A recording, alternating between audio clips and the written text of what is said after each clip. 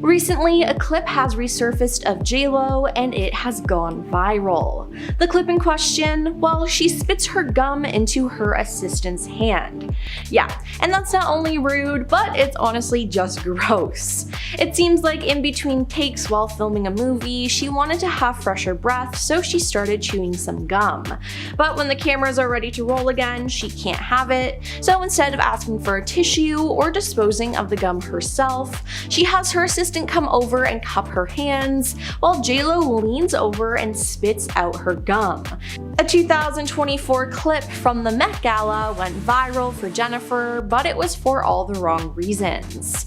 In a clip shared on TikTok, USA Today reporter Anika Reed was on the famous Met stairs when she innocently asked JLo, who was one of the co-chairs that year, "Who are you wearing tonight?" as she walks past. Now, JLo barely looked at her and gave a monotone answer of "Chaparli," while she continued to go up the stairs, ignoring every other reporter waiting to talk to her. Now, people in the comments were quick to call out Jennifer for her rude behavior. One user said, "Ew, why does she have that attitude?" Yeah, fans weren't too happy with the singer's behavior at all. Now, before JLo and Ben Affleck got divorced, she wrote a whole album and made a movie based on their love story. Here's the thing though, she also made a documentary about all of this, but the doc was actually named after a scrapbook that Ben gifted Jennifer for Christmas in 2021, stacked with every letter and email they'd written to each other over the last 20 years.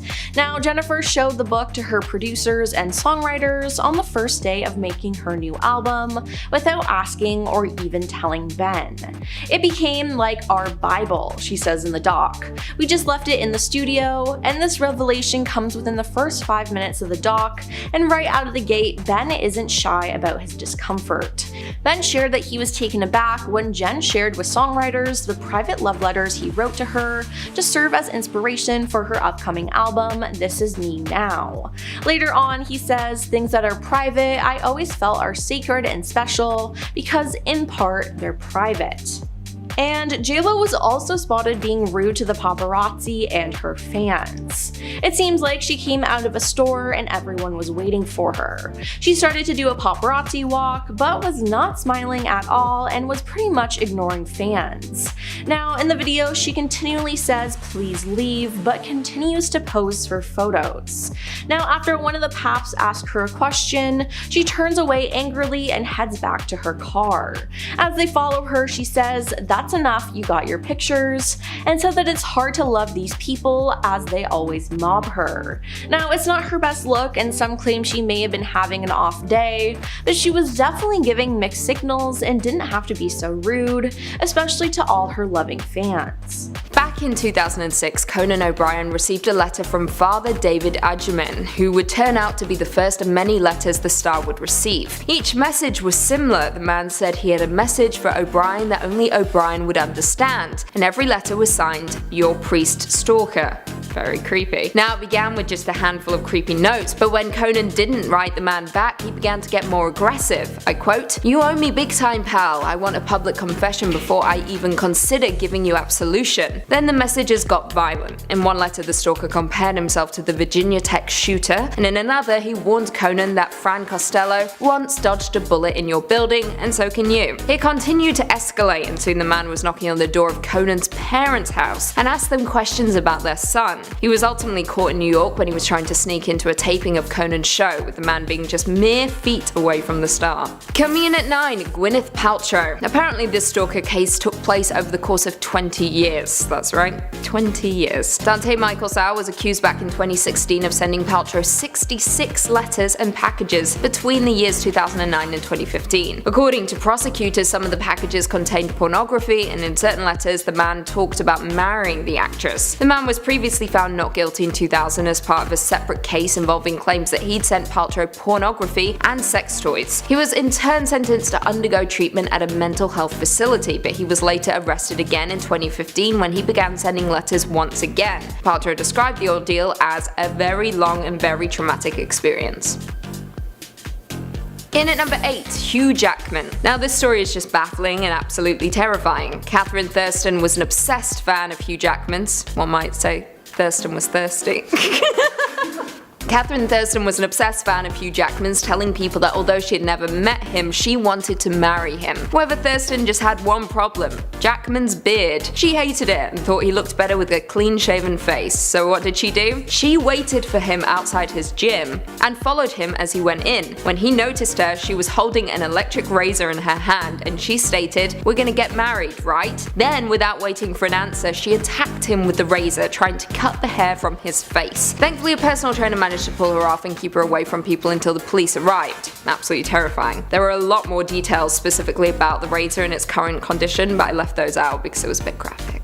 But just so you know. In at 7, Lana Del Rey. Back in October of 2018, a Florida man was sentenced to 1 year in prison after allegedly stalking singer Lana Del Rey and making disturbing Facebook posts which implied he was going to kidnap the singer after one of her concerts. The man was Michael Sean Hunt, who was ultimately taken into custody by police after receiving tips that Hunt had posted cryptic and threatening messages about the singer on social media. He referred to the singer as his queen and his wife, and wrote that from that day forward their decisions would be as one. I quote, "I love you so much, Lana. I can't wait to be back in your arms in a few days, baby." Police arrested Hunt before he could reach the singer, thankfully, but at the time of his arrest he was a mere few hundred feet away from the venue, which is worrying. Upon his arrest, authorities found a 3-inch folding knife on his person, and he was booked on charges of attempted kidnapping with a weapon and aggravated stalking with a credible threat. Coming in at 6, Justin Bieber. Back in 2012, Bieber almost became an unfortunate victim to one of the most disturbing stalker plots in history, after a criminal came up with a plan that involved kidnapping and mutilating Bieber, simply because he didn't respond to his fan mail. The criminal was convicted felon Dana Martin, who is now serving life in New Mexico for rape and murder. He conspired with former inmate Mark Stake and Stake's nephew Tanner Ron to kidnap Bieber. The group planned to kill 4 people, 2 individuals that Martin knew, Bieber's bodyguard, and then Bieber himself. According to police reports, Ron was supposed to castrate Bieber before killing him. However, thankfully the plot failed when Martin turned in his co-conspirators to the police. Thank God. Coming in at 5, Selena Gomez. Selena Gomez has had to deal with a truly terrifying stalker case that was so unsettling she was forced to sell her multi-million-dollar mansion. Within just a few days of moving into her home in Calabasas in 2014, a man named Che Cruz was arrested for trespassing onto Selena's property twice in just 1 week. On the first occasion, Che broke into Selena's guest house after ringing the doorbell and asking the singer's friend if Selena was home. He then left but was later found in the guest house. Cruz was then placed on probation by a judge who ordered him to keep his distance from Selena and her property, and sentenced him to 45 days in jail. Ultimately though, he only spent 2 days behind bars before he was released. He was then arrested again just hours later after hopping a fence to get back onto Selena's property. Horrible. In at number 4, Rebecca Schaeffer. Sometimes these scary stalker stories turn out okay. Like previously mentioned, the police arrive, the suspect is apprehended, and the case is closed. However, some people aren't that lucky, Rebecca Schaeffer being one of them. Schaeffer was sadly murdered by Robert Bardo, a schizophrenic loner who had turned his home into a shrine dedicated to the actress. Bardo ended up tracking down the star's address through the DMV and then showed up at her home unannounced. She was of course creeped out and closed the door on him. However, he returned 3 days later. This time though, he had a gun hidden in a brown paper bag. When Schaeffer attempted to close the door, she wasn't quick enough and Bardo shot her in the chest, killing her instantly. He later told police, I quote, "I have an obsession with the unobtainable. I have to eliminate that I cannot attain." Coming in at number 3, Nicolas Cage. Back when Cage was filming the movie Bring Out the Dead, the actor said he was stalked by somebody dressed up as a French mime. Everywhere Cage went, the mime apparently followed him, watching him and doing what Cage only described as strange things. Now thankfully security got rid of the mime before he could do anything drastic, but Cage hasn't always been that lucky, because a few short years later, he woke up at 2 AM to see a man dressed only in a leather jacket standing above his bed licking a fudgesicle while he watched Cage sleep. Scared as you would be, Cage decided to talk to the man and very quickly realized that he was very mentally ill, before convincing the man to leave his home with no harm done. How he did that, I will never know. Coming in at number 2, Sandra Bullock. In the summer of 2014, Sandra Bullock found a strange man inside of her home. He had somehow managed to sneak past the security systems and made it inside, and began pounding on her bedroom door, screaming at the actress. Apparently she didn't need to worry though, because he was her husband. His name was Joshua Corbett, a man who suffered from schizophrenia and had convinced himself he was married to Sandra Bullock and the father of her child. He had reportedly been writing her countless letters telling her she was in fact his wife. Bullock hid in her room, and when the police came, they dragged the man away while he yelled, "Sandy, I'm sorry, please don't press charges." Thankfully, she called the police though, because when the man was searched, the police found a collection of 24 guns, including machine guns, assault rifles, and homemade explosives. And finally, coming in at number 1, Selena. Selena was a massively successful pop star back in the 90s, with Yolanda Saldivar president of the Selena fan club. She was so obsessed with the star she even turned her home into a shrine for the pop star. However, unlike most fans, Yolanda actually got close to Selena, with the star allowing Yolanda to lead her official fan club and even made her the manager of her clothing boutique, Selena, etc. Selena began to trust the fan, perhaps even considered her a friend. However, behind closed doors, Yolanda was embezzling money from Selena's boutique, and when Selena found out, everything fell apart. She confronted the fan at Days Inn Hotel in Corpus Christi and told Yolanda she was fired. She wasn't having it though, and tried everything in her power to make Selena stay, even pretending she had been raped in a desperate bid for sympathy. However, when everything failed, she pulled a gun out of her bag and shot Selena. The star attempted to run away and made it into the lobby before she collapsed onto the floor. She didn't survive. They even made a film about it, starred J-Lo. It's very good and very sad. Over the years, Taylor Swift has had to deal with a number of stalkers. One scary experience happened to her in 2015 by an obsessed fan named Frank Edward Hoover. It started with him sending Swift's father disturbing letters saying that he was going to kill their entire family. He said, and I quote, "I'm going to end all the Swifts one day because I can't stand that virus shit your daughter spreads." He said that he was the real son of God and that the Swift family was an evil family of devils. In 2016, he was arrested after following Taylor Swift and her family from her concert to the airport. He then approached Taylor and said that he needs to accompany her wherever she goes. Even restraining orders couldn't keep him back. In the end, he was sentenced to 10 years of probation. Sadly, Taylor has received a number of threatening emails and letters from obsessed fans. One Texan man was actually arrested after writing to Taylor that he was going to take advantage of her and then kill her. Moving on at number 9, we have Beyonce. Back in 2009, Beyonce received threatening letters from a man who was convinced that the real Beyonce was dead and was now replaced by an imposter one. This imposter one was the one that killed the real Beyonce. It's crazy, I know. So he was threatening Beyonce, being like, "You killed the real Queen Bee. I'm gonna come for you." He then sent her a book full of notes on religion because he thought that it would help her. In 2013, she actually had to amp up her security game for her concert in London as this man was going to be there. He sent emails threatening her, saying that he was going to be there and was going to sneak past security and get to her. In the end, she filed and won an anti-harassment order. Moving on to number 8, we have Justin Timberlake. In 2009, a woman named Karen McNeil showed up at Justin Timberlake's home claiming to be God. That's not all though. She said that she was destined to rule the world with Justin by her side. And as you can imagine, Justin was very creeped out by this. Not only that, but she showed up in a taxi at Justin's house with all her belongings in the car, as if she was just ready to move in with him. In the end, Timberlake filed a restraining order against her, which resulted in her having a major freakout in court. In our 7th spot today, we have Lindsay Lohan, which, first of all, I have to say something. Lindsay recently posted a TikTok in which she says her name, and turns out it's pronounced Lohan, not Lohan. Like, we've been saying it wrong for years. My whole life is a lie. I've been pronouncing it Lindsay Lohan. It's Lohan.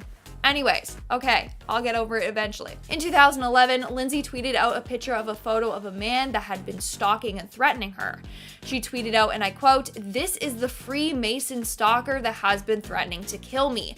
While he is trespassing, I'm actually scared now. The blood in the cult book was too much." Sources at the time confirmed that Lindsay was indeed being stalked, but they didn't reveal much more information on it. Then in 2014, she was being harassed again, this time by a man named Daniel Vorder Woolbeck, who thought he was actually married to her. He called himself King Lionheart and believed the two had deep conversations on the daily, which he was just making up. Lindsay was so scared that she was actually scared to go outside. She was nervous and was constantly looking over her shoulder to make sure that she wasn't being followed.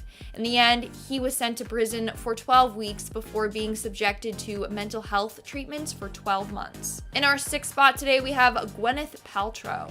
In 2000, Gwyneth Paltrow had a fan constantly send her letters, flowers, and explicit material. Not only that, but he would continually show up at her parents' house and would lurk around her own home. The fan didn't think he was doing anything wrong in court, and he said, and I quote, "If a man gives a woman unconditional love, she is blessed." But Gwyneth did not think the same way. She testified saying that she was being terrorized by him and was constantly having nightmares about her stalker and being harmed by him. In 2001, he spent 3 years in a mental health facility. When he got out, he went right back to his old ways. In 2016, he was back in court for, again, harassing Gwyneth and her family. This time, when Gwyneth testified against him, he said he was going to cut out sin from her body with a scalpel. We are now at our 5th and halfway mark with Jodie Foster.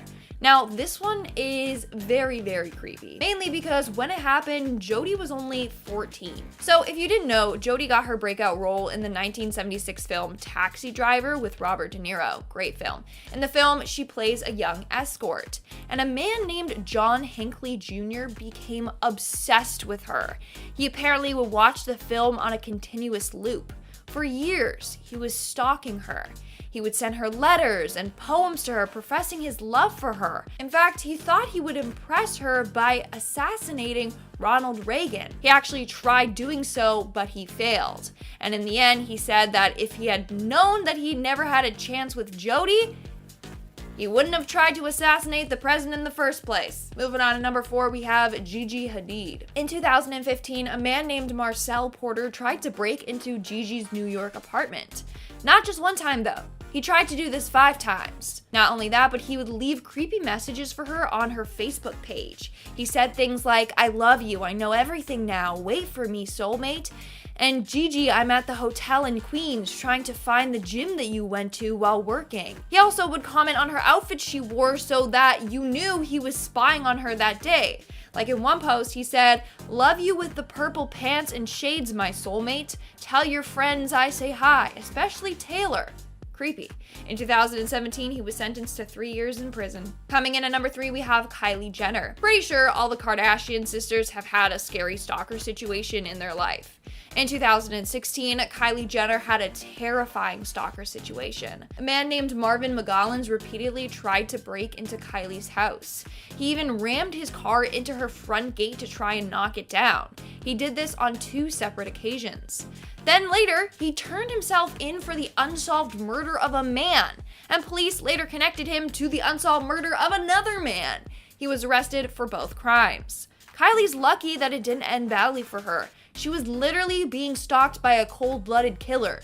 I should also note that the men he killed were both homeless and that he was unprovoked, so he just did it just cuz. In our second spot today, we have Ashley Tisdale. In 2013, Ashley Tisdale was being stalked by a man named Nicholas Floor.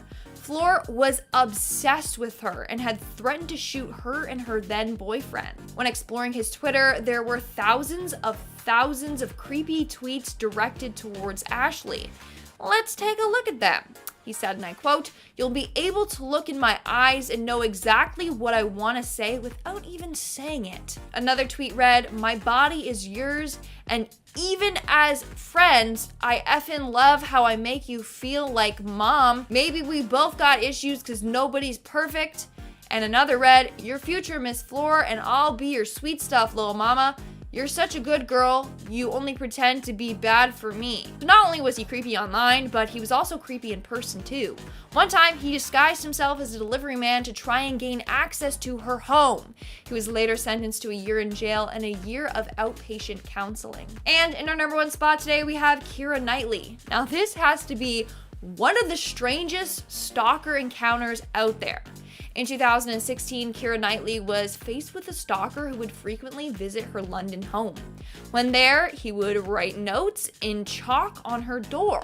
He even once left a USB at her house with cat-themed music on it. After Keira reported it to the police, things got even weirder. One night, she woke up to him standing outside of her door, meowing into the letterbox. It ended with her husband chasing him until he left the property. The The stalker, Mark Revel, was arrested and sent to a psychiatric hospital in 2017. Starting off, we have Madonna. Now in 2015, Madonna was in Manchester for her Rebel Heart tour, but fans were left unimpressed as they kept waiting for the star. Doors opened at 6:30 p.m. with Madonna expected to start her show at 9 p.m., but fans were soon tweeting about their long wait after they were reportedly told that the concert wouldn't end until 11:30 p.m. Now Madonna was defending her lateness though when she did eventually make it to the stage, launching an angry rant after being booed. "I don't like to be late, by the way, alright? And all you blanks who keep complaining about it can shut the F up," she shouted. "I'm not back there eating chocolate, filing my nails, and getting my extensions done, alright?" She added before explaining that the delay was due to a malfunction with the video for the gig. "We had no video and we had to wait until we could reboot. No selfish diva reason. If you diva blanks want to keep complaining about it, don't come to my show," she said. Now some concert goers reportedly walked out of the show before Madonna even took the stage, with many angry about the late finish and worrying about being able to get home from the venue. Now besides this, Madonna has been known to push people out of her way when passing by, and she asked Peter Andre, a supporting act during her Australian tour, "Am I supposed to know you?" And Cher has gone on record to confirm Madonna was extremely rude when she was invited to Cher's home with her then husband Sean Penn. Next is Chevy Chase. Chevy Chase has garnered a reputation for being difficult to work with, as there are countless accounts about him being disrespectful to coworkers, so it shouldn't be that shocking to hear that he's been rude to fans. Actor and comedian Rob Huebel was a longtime fan of Chevy and recounted an experience he had when meeting him for the first time. Chevy was sent to perform with Rob's theater improv group on one occasion, and Rob approached the actor for an introduction and told him about how he was such a big fan. Now any normal person would be appreciative and thank the fan, but oh no, how did Chevy respond? Well, he slapped Rob. Yep, he tried to make a joke out of it and said, "Can't you see I'm talking to somebody, kid?" But regardless, if he was interrupted and was talking to someone, slapping someone, especially someone who adores you, is just not the move. Now let's talk about Gwyneth Paltrow. Gwyneth Paltrow has her own company called Goop, which is a wellness and lifestyle brand. In 2019, Goop had a UK wellness summit where fans paid $6,000 to meet her. Now that's just an insane amount to begin with, but with paying that much, you'd assume that you'd have a really good experience, right? Well, not for these fans. Those who attended said that Gwyneth hardly made appearances, and when she did, she was surrounded by security. One attendee said Gwyneth acts like she's a health goddess, but actually she's a pretentious, greedy extortionist. She had a ton of security, she was unapproachable, she did the minimum, a few fireside chats with Twiggy and Penelope Cruz, then she put on her Birkenstocks and snuck out. "I was a huge fan of Gwyneth, now I feel like I've lost my faith in God." Those at the event that weekend were urged to book rooms through Goop at $1,300 for 2 nights at the Kimpton Fitzroy London Hotel, but some of them later discovered that rates that weekend started at $250 a night. Now safe to say that a lot of fans felt scammed and betrayed, and I can't blame them. On to Adam Levine. As recently as February 2020, Adam Levine expressed remorse over unprofessional behavior during a concert in Chile. Fans could have called him a jerk for not giving his performance the attention it deserved when he and the rest of Maroon 5 took the stage 15 minutes late for their slotted show, but they didn't. They were happy. But then Adam called out fans for singing along to the band's songs. Yeah, he didn't want them to sing at a concert. But that's not the only criticism fans have of Adam. On Quora, one user posed the question, "Who are the biggest jerks in music?" And the answer surprised many of Maroon 5 and Adam Levine's fans. One critic noted that early on in Maroon 5's initial days of fame, Adam made rude comments about a fan and even his current girlfriend. Adam was giving out autographs and he allegedly told a fan that he didn't give autographs to ugly chicks. Though what he said and how exactly he said it can't necessarily be confirmed, many commenters agreed that it sounded a lot like the Maroon 5 frontman's personality. Now I've also heard firsthand that at a meet and greet he called a woman fat. Now that is just plain rude and makes me so angry angry that he thinks he can treat not only his fans but women this way. Now we have Justin Bieber. Justin Bieber grew up in the spotlight, and although he has a lot of fans, he also has a lot of enemies. He's known for canceling meet and greets and acting erratically in public. When a few fans straight up asked him for a hug, he refused. Now he reportedly spat on fans who were beneath his hotel room, although his representative claimed that he didn't spit on anyone and that there were no fans below the balcony. Then one time when a fan tried to snap a selfie with Justin, he told her that her lack of respect made him sick. Now he also yelled at fans for talking during a 2016 concert. And more recently on December 5th, 2022, Justin and his wife Haley were seen walking to their vehicle in New York. While walking to their van, there was paparazzi and a fan there. The fan was holding a paper and pen wanting Justin's autograph and said, "Will you make me the best grandmother ever?" Now in a rude tone, Justin replied, "That's not going to happen today," and proceeded to get in the car. Safe to say Justin isn't grateful for all the love he's received over the years from fans. Then there's Ellen DeGeneres. Ellen DeGeneres has been exposed for not being as happy and bubbly off-screen as she is on-screen. In 2021, she announced that her talk show was coming to an end after almost 2 decades on the air. News of her departure came after staff members reported a toxic work environment. Employees said they were fired after taking medical leave or bereavement days to attend family funerals. Others said they were also instructed by their direct managers not to speak to Ellen if they saw her around the office. It's also said that Ellen only appears to be bubbly and down to earth on camera, but backstage she is demanding and rude to her staff. Now, a few have even quit because of her behavior, because apparently she explodes at staffers over the tiniest things. Now, more recently, clips have been circulating from her show where she mistreated her guests, the most notably being in 2008 when Mariah Carey was on her show, and Ellen pressured her into confirming her rumored pregnancy by encouraging the singer to drink champagne. Mariah tried to politely decline the drink offer and then pretended to take a sip, leading Ellen to exclaim, "You're pregnant." Now, Mariah spoke out about how uncomfortable this made her feel as she wasn't ready to announce her pregnancy. Now sadly, Mariah had a miscarriage, which made looking back on that memory on the show even more painful. So yeah, people don't like Ellen. Moving on to James Corden. In 2022, James Corden received a temporary ban from a New York restaurant because of the way he treated staff.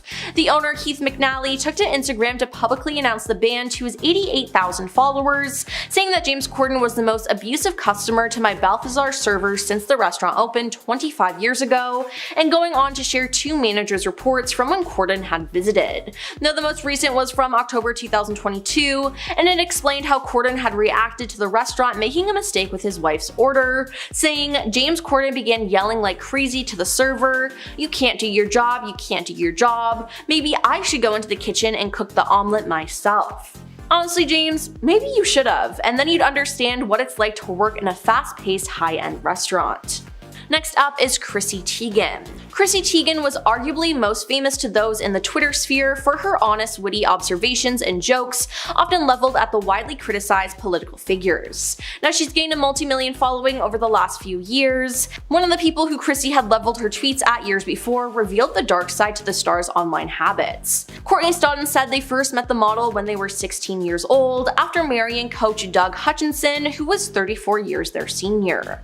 Courtney was considered the butt of the joke among others, and Teigen directed her barbs straight at the reality star. In May 2021, Teigen made a statement about the controversy. "Not a lot of people are lucky enough to be held accountable for their past BS in front of the entire world. I'm mortified and sad at who I used to be. I was an insecure, attention-seeking troll. I'm ashamed and completely embarrassed at my behavior, but that's nothing compared to how I made Courtney feel," she wrote on Twitter. But hey, at least she was able to admit to it, but what she did was terrible. Then there's Jon Hamm. Kathy Griffin has been quite outspoken about her encounters with rude celebrities and isn't shy about calling them out. In her book, Kathy Griffin's Celebrity Run-Ins, My A to Z Index, she explained that Jon Hamm is one of the rudest people she's ever met. "You'll never convince me to like Jon Hamm," she wrote. "The vibe I've always gotten from him is cold and somewhat disrespectful towards me. I'm suggesting he's one of those hot guys who's mildly funny but actually thinks he's comedian level funny." Now, she recounted a time where he showed up at a dinner party and said, "Hammy showed up, he even said to me, 'What are you doing here?' I said, 'What are you doing here?' And later on, when she was talking to fellow actor Jack Nicholson, an intoxicated John reportedly started whispering in her ear. First it was, 'You know your Emmy isn't a real Emmy,' and then he whispered, 'You're so old.' Now, that's just strange behavior all around." And finally, we have Christian Bale. Christian Bale has a bad temper. An audio recording leaked in 2009 of Christian having an outburst towards cinematographer Shane Hurlburt on the set of Terminator Salvation. Now, in the audio, he is heard yelling at Shane, who supposedly distracted the actor during a scene, as it appears that he walked in on the shot. Christian became enraged, hitting Shane with F-bombs, as well as threatening to smash his lighting equipment. During a part of the clip, he says, "You are trashing my scene, you do it one effing time, and I ain't walking on this set if you're still hired." Kicking off the list at number 10 is Meghan Markle. Meghan Markle is more than a little divisive, and she has been for a hot minute. Ever since her and Prince Harry became a thing, people love to dish out how she's apparently incredibly mean to those who work under her. Interestingly though, it's usually those who don't like her that seem to bring these issues forward, but nonetheless, there have been multiple reports of Meghan treating royal staffers less than appropriately. According to one story, the former actor was tasting food for her wedding, and she had reportedly requested a quote, macrobiotic alliterative option. Now, I don't even know what those words mean, but apparently it means no eggs, because she got very upset when she thought there was egg in the dish, and well, there wasn't. According to Vanity Fair's royal reporter Katie Nicholl, quote, "She said, 'No, I can taste it. I can taste there's an egg in this dish.' And I think there was a bit of an upset when suddenly the Queen walked in and she just quietly took Meghan to the side and said, 'Meghan, in this family we don't speak to people like that.'" There were also a series of leaked emails written by Jason Nauf, a former palace communications secretary, that were sent to Prince William's private secretary with the names of two bullied staffers subbed for X and Y. In the email, Nauf wrote, "The Duchess seems intent on always having someone in her sights. She is bullying Y and seeking to undermine her confidence. We have had report after report from people who have witnessed unacceptable behavior towards Y." Number 9, Anna Wintour. You ever seen The Devil Wears Prada? If you haven't, well, be better and go watch it. The main villain of the film and the book it's based on is the assistant protagonist boss, Miranda Priestley, the powerful New York City-based editor-in-chief of the fictional fashion magazine Runway, who of course is fictional. But the author of the book, Lauren Weisberger, worked as a junior assistant for Anna Wintour, a New York City-based editor-in-chief of Vogue magazine since 1988, and that is not fictional. What does that tell us? Lauren has since said that the list of demands made by the editor in the novel is made up of both fact and fiction, with the factual parts being inspired by what she endured early in her career under Wintour. There is a whole book semi-based on the way that this woman would treat her assistants and how it completely changes a person for the worst. So that's all you need to know, really. Number 8, Katie Couric. Back in 2021, journalist and presenter Katie Couric published a memoir called Going There, which was supposed to be all fun and gossipy, but it was decidedly not that. She described in the book how she froze out female colleagues at NBC to protect her quote, turf at the top, and how she loved getting under rival female colleagues' skin. According to a TV industry insider, Couric contributed to the infamous toxicity at NBC and was part of a culture that wasn't supportive of women. In her book, she talks down on women from Martha Stewart to Diane Sawyer and Deborah Norville, and it's all for the ambition they show, which is pretty similar to Katie's own ambition. Those who have worked for Couric say that her memoir is par for the course with the celeb. According to an anonymous senior news producer, quote, "She gives fresh meaning to that old saying, there's a special place in hell for women who don't help other women." Another female co-worker whose feelings she hurt is Ashley Banfield, who staffers said was humiliated by Couric at the 2000 Olympics and treated like a child. Cork even admits in her book that she gave Banfield the cold shoulder because helping her would have been, quote, self-sabotage. There's also the fact that she kind of excused the actions of Matt Lauer, but that's a whole separate thing all of its own. Number 7. Naomi Campbell. The legendary model Naomi Campbell changed the fashion industry and is still one of the most important supermodels ever. If you think that means she must be nice, then let me introduce you to the way the world works. Naomi has been so bad that it's led to actual legal action, multiple times. As some examples, in 2000, Campbell was sued by her assistant Georgina Galanis as apparently the model blunt forced Galanis with a telephone in a hotel room and then threatened to push her out of a moving car. In 2004, Campbell supposedly introduced her personal assistant, Amy Castellado, to her forehead with force and then bit her lip and yanked her to the floor while screaming, "You effing worthless bee." I can't actually say the words, but I think you can infer what I'm trying to say here. And then in 2006, Campbell allegedly pulled another blunt force on her housekeeper, Anna Scolavino, with a mobile phone. That same year, Campbell is said to have open-palmed her personal assistant, Amanda Brack, and struck her on the head, again with a mobile phone. So, what I'm saying is that 1, she's literally physical with people, and 2, her choice of tool for these interactions seems to always be some form of communication device. So, if you ever see Naomi Campbell with a phone or like a walkie-talkie or something, just be on guard, okay? Because she's vicious with that. She's vicious with it, that's all I'm saying. All jokes aside though, between 1998 and 2010, 8 employees have accused the supermodel of getting physical with them, and I don't think we should just let that off lightly. Number 6. Victoria Beckham. If you thought that the Spice Girl, who went by Posh Spice, wasn't going to be at least a little problematic with her staff, well, I don't know, I guess you were wrong, huh?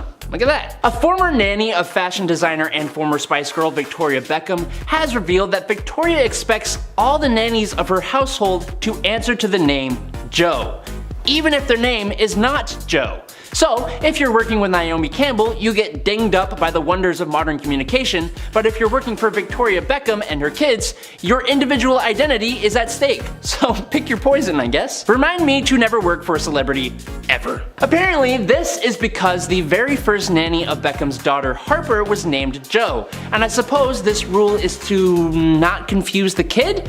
But you're telling me that your kid can't understand the basic principles of jobs and employee turnover? I don't know, seems a little suspicious. Number 5. Madonna. She may be one of the most influential artists in pop music, but Madonna has a rep.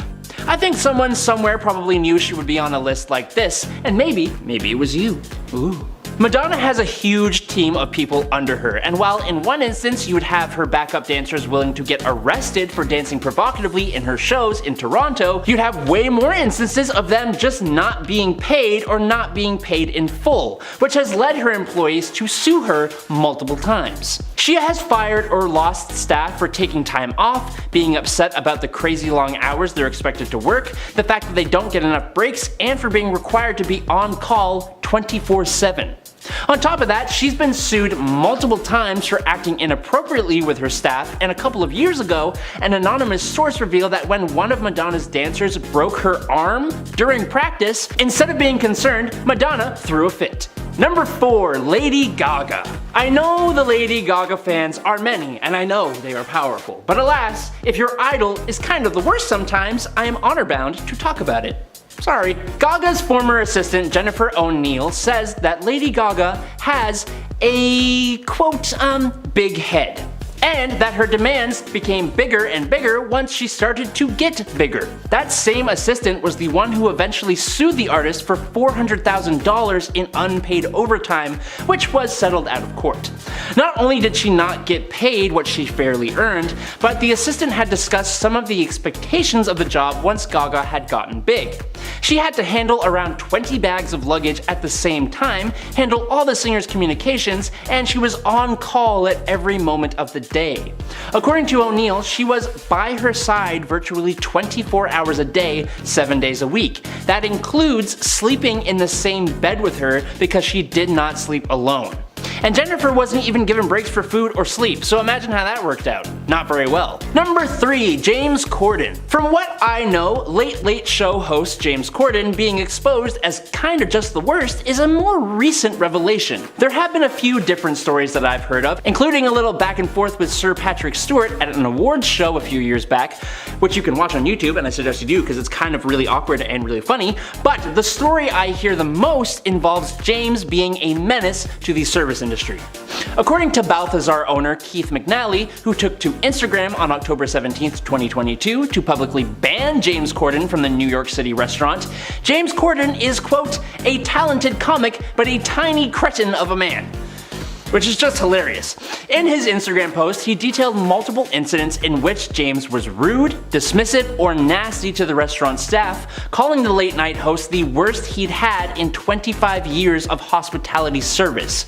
That's coming from a guy who runs a New York restaurant, so you know he's seen some things. But even though McNally forgave Corden and lifted his ban, it got people talking. Like former Spice Girl Mel B, who dubbed James Corden the biggest D-head in Hollywood while on Britain's The Big Narsty Show on December 2nd, 2022. According to her, James feels people are beneath him. She said, quote, whether it be production, camera guys, sound lighting, we all work for the same thing, so you should always be nice. And he hasn't been very nice. Number 2, Vin Diesel. If you think having a co-producer credit on the absolutely massive Fast and Furious franchise would go to someone's head, well, you'd be correct. Look at you go. Armed with his producer credit, Vin Diesel has been able to get away with a lot of tardiness on his Fast and the Furious sets. With the power to make decisions about pretty much everything, Vin has apparently peed off quite a few cast and crew members on his films. Apparently, he ain't a fan of 7 AM Monday morning call times for set, which is kind of understandable. So, the whole production was forced to make it 10 AM just for him. These are 12-hour days, usually more actually, just so we understand what's going on here. But even with that adjusted time schedule, Vin was often 30 minutes to an hour late to shoot scenes. And it wasn't because he was late to set, it's because he was chillin' in his 1,100 square foot, 2-story, custom-built gold trailer with $70,000 worth of technology, round-the-clock video surveillance, and granite countertops in the kitchen.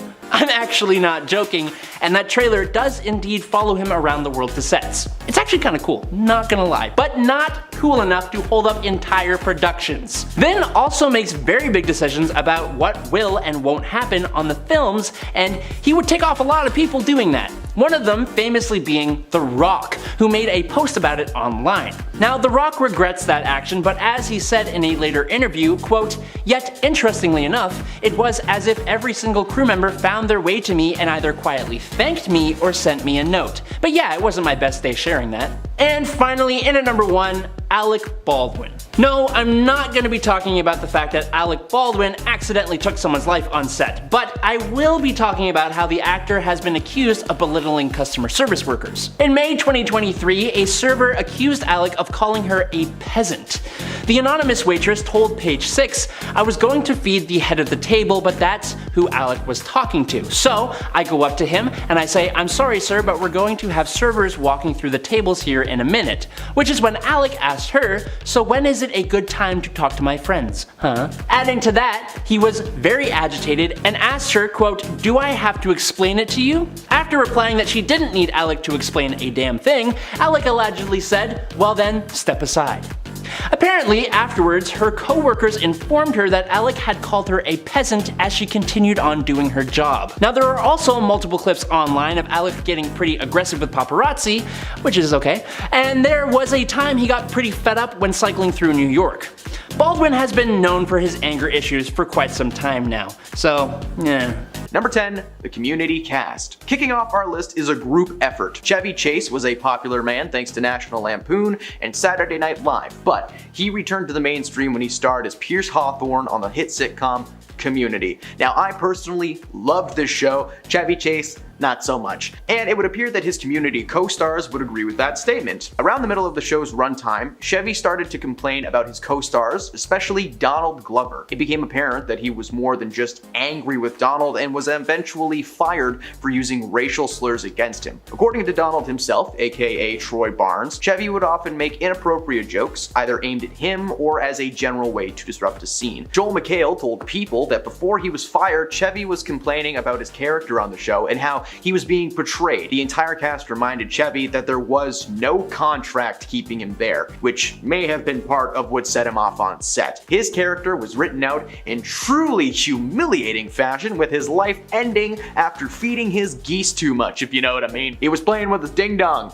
Number 9, Tyrese Gibson. It's no longer a surprise to anyone on the planet that James Franco is a bad dude. His negative vibe can actually be traced back to 2005. James and Tyrese Gibson starred opposite each other in a 2005 dramatic piece called Annapolis. The story followed Franco's character wanting to attend the titular Naval Academy and entering into a boxing tournament against some of the Navy's best and brightest. His main opponent was, of course, Tyrese Gibson. Throughout the majority of the film, James and Tyrese would regularly practice their choreography for their final fight of the film. Now, method acting is one thing when you just pretend to be someone else all the time, but it's different when you're literally punching your co-star for real. Instead of the normal film choreography allowing actors to fake hit each other, Franco was throwing real punches left and right without warning. Gibson tried to be civil at first and just asked him to lighten up, but Franco ignored him and continued to box his little heart out. When asked about the incident in interviews, Franco defends himself by saying that he was aware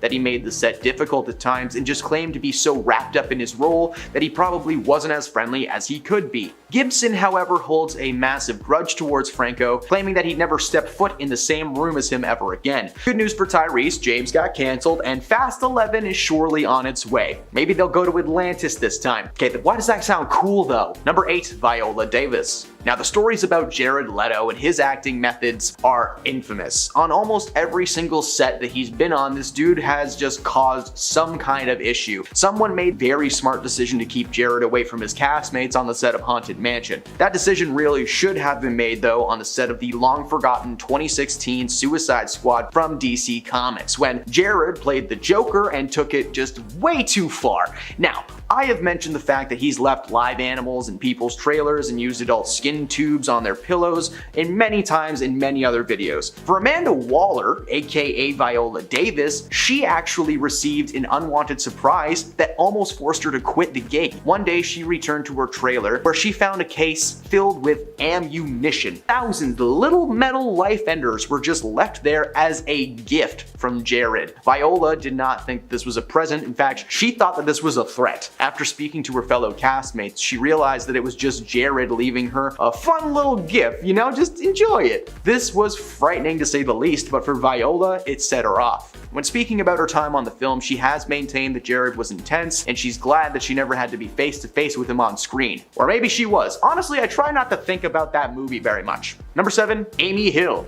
Yeah, baby! This one's shagadelic. Despite being a Canadian treasure and the man behind some comedy cult classics like Austin Powers and Wayne's World, Mike Myers is apparently a menace on set. According to his Cat in the Hat co-star Amy Hill, Mike had handlers dress his entire trailer and work area in tenting. Apparently, he didn't want anyone to physically see him. Honestly, that's fair. If I was in a cat suit with an actual plastic bum crack in it, I would want to hide too. His reputation as a difficult Donnie may have something to do with Hollywood basically blacklisting him from appearing as a lead in anything thanks to The Love Guru, which, again, I try not to think about that movie. Of course, he recently starred in his own show called The Pentaveret, which aired on Netflix, a show where he was forced to play half of the cast because he couldn't get more people to work with him. Or maybe it's because of The Love Guru. Honestly, it's a bad movie, who knows? Number 6, Latto. Latto debuted a new song at Coachella earlier this year, a catchy tune that a lot of fans are calling a direct diss towards Nicki Minaj. The big energy rapper provided fans with a fun dance track packed to the brim with shade. Rapping the lyrics, snitches acting like they're running it, they really ran through. She thought I would kiss her ash, but she mustn't have took her meds. Can you tell I'm not a rapper? Latto ended the song with several clues as to who the song was about, including some ad-libs like, say she got a problem, imaginary smoke, you said it's up, then put on the floor. I honestly would love to quote everything that she sang or said about Nicki, but it just does not sound right coming out of me. I mean, just listen to how I say the word snitch, like the true Harry Potter geek that I am. In the past, the two had a very public battle on Twitter with swear words and shade being thrown left and right. After Coachella in 2022, these two fell out even harder. An all-out verbal war had begun with the two now entangled in a lifelong feud that may never fade. Now, I'm not sure who the rude one is in this case. I will let you be the judge because you're probably a fan and I'm not. Number 5, George Takei. This one is for all of you Star Trek fans out there. Please just live long and prosper and enjoy this video. Now, the world will surely be well aware of this long-standing feud between William Shatner and his Star Trek co-star, George Takei. This feud has lasted over 50 years, and according to George, boils down to William being a prima donna attention hog the entire time he was on set. Over the years, George has always been very vocal about his opinion on his fellow Star Trek cast and crew. Most of the time, he has nothing but nice things to say and claims to have made lifelong friends from the project. But there is one that he despises: William Shatner. William Shatner was the bane of everyone's existence on set. He loved being the center of attention, and he was very self-involved. He wanted everyone to know who he was. William actually responded to these claims, telling people that he believed his Star Trek co-star was damaging his good name for publicity's sake. Why would a man who's barely acted in 30 years suddenly want to bash you for fame and glory? That doesn't make sense. I don't know if anyone's noticed or not, but William Shatner hasn't done much either in a while, other than petition to go to space for real. Number 4, Dwayne Johnson. Dwayne and Vin Diesel first met on the set of Fast 5, the 5th Fast and Furious movie. They're really great with names. This was Vin Diesel's 5th movie, while it was Dwayne Johnson's first, not just in the franchise, but in acting in general. Now, at first, everything seemed to be okay with these guys. Fast 5 made a ton of money, and they asked Dwayne to come back for a 6th and 7th installment. However, something changed in 2016 when in a now deleted post called one of his fellow Fast 7 co-stars a candied bum bum, only he didn't say bum bum, man, I wish I could swear. He actually said a word that rhymes with grass. Rumors began to fly that he was more than likely referencing Vin Diesel. Rumors proven true only a week later. Following the premiere of Fate of the Furious, Johnson posted to Instagram thanking all of his fellow cast members by name, but he left Vin Diesel out of it. It was later confirmed by Michelle Rodriguez, their co-star, that there was a massive amount of tension on set. They were bros at first, but as time went on, the franchise evolved, and so did their egos. They fought constantly over who should get more screen time, more money, who was the real lead, you know? Toxic stuff like that. To keep both of the actors happy, Johnson was given a spin-off movie where he co-starred with Jason Statham, and Vin Diesel was left right where he belongs with his family. Number 3, Meryl Streep. Dustin Hoffman is a very easy man to spot. Not only is he a solid actor, but he has a very specific face. Mr. Megorium's Wonder Emporium, anyone? Huh? Remember that movie? I didn't until I started writing this script, and I'm gonna go watch it tonight. Despite his ability to play lovable and cheerful characters, he actually started out as somewhat of a villain. On the second day of filming his more famous part in Kramer vs. Kramer, Dustin decided to improvise a scene where he strikes Meryl Streep across the face. Sorry, let me rephrase that. Dustin Hoffman thought it'd be a good idea to slap Meryl Streep. Mamma mia, that's not okay.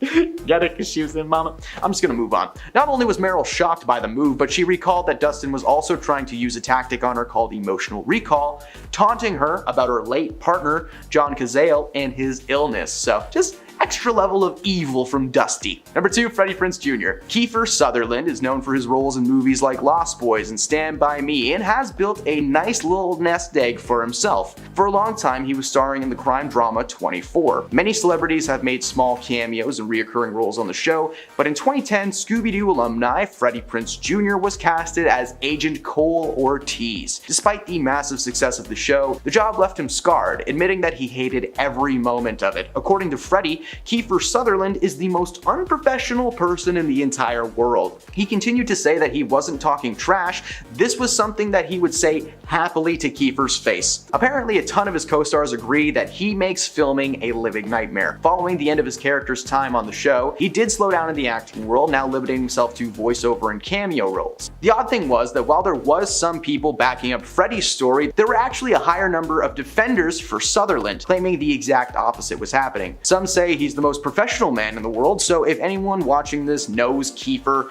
weigh in, right? Hashtag Kiefer good or hashtag Kiefer bad, and see what happens. Number 1, Rachel McAdams. The Notebook is considered to be a great romantic movie, one of the greatest of all time. In fact, oddly enough, the on-screen couple did not get along at all while filming. Rachel McAdams and her co-star Ryan Gosling would constantly fight on set and seem to have completely opposite ideas on how most of the scenes should play out. One day in particular was pretty exciting for anyone not involved, all the drama watchers on set enjoying their free tea. Ryan called over the director and demanded that Rachel be replaced by another actress to read her lines. In front of 150 crew members, Ryan Gosling was claiming that Rachel wasn't giving him anything and the two would constantly yell at each other. Their toxic on-set feud somehow morphed into a real-life relationship that lasted for like 2 years. Anyone who's worked on the set of this film blames them for constant schedule setbacks and creating an overall difficult work environment. So honestly, we don't know who the meanest one was there, Rachel or Ryan. You be the judge. Number 10, Taylor Swift. Taylor's tyranny of torment must end now. Taylor Swift has made a name for herself as a person who thrives on the ending of a relationship. Since the late 2000s, Taylor has been making millions in the music industry. Her songs like Love Story and 22 are anthems to many. The catchy tunes tend to come from a place of so-called heartache, however. Taylor has thanked her exes on several occasions for inspiring the songs that made her who she is today. People like Tom Hiddleston, Harry Styles, Jake Gyllenhaal, all have had a part to play in the inception of some bops. The argument can and should be made that Taylor needs to just chill already. She's made several songs that were good without the need to berate an ex, and some of those songs that are about exes are revealing. Like, imagine if after every breakup you've ever had, a song just pops up on your phone by U2 called Why They Left You. Number 9, Chris Pratt. Maybe you know him. Star-Lord. Chris Pratt has had a massive, successful career since first starring as the lovable Andy Dwyer on the hit mockumentary series Parks and Recreation. Since then, he starred in blockbuster giants like the Jurassic Park trilogy, the Marvel Cinematic Universe, and he's even the voice of Mario now. This guy is unstoppable. Well, hopefully that's not true. You see, Chris was almost a part of the infamous Me Too movement, but he somehow escaped our radar. In 2013, Chris was involved with an organization called the Hillsong Church. This mega church is known for being notoriously anti-LGBTQ+. The church's former leader, Brian Houston, actually went public with their stupid, idiotic, and just wrong beliefs, but we don't need to get into that. While it was only ever rumored that he was involved with the controversial group, it was confirmed by his ex-wife and fellow actor Anna Faris. He certainly wasn't against their beliefs. She claimed that Chris didn't deny specifically being involved with the church until 2022 because he didn't want to throw a church under the bus.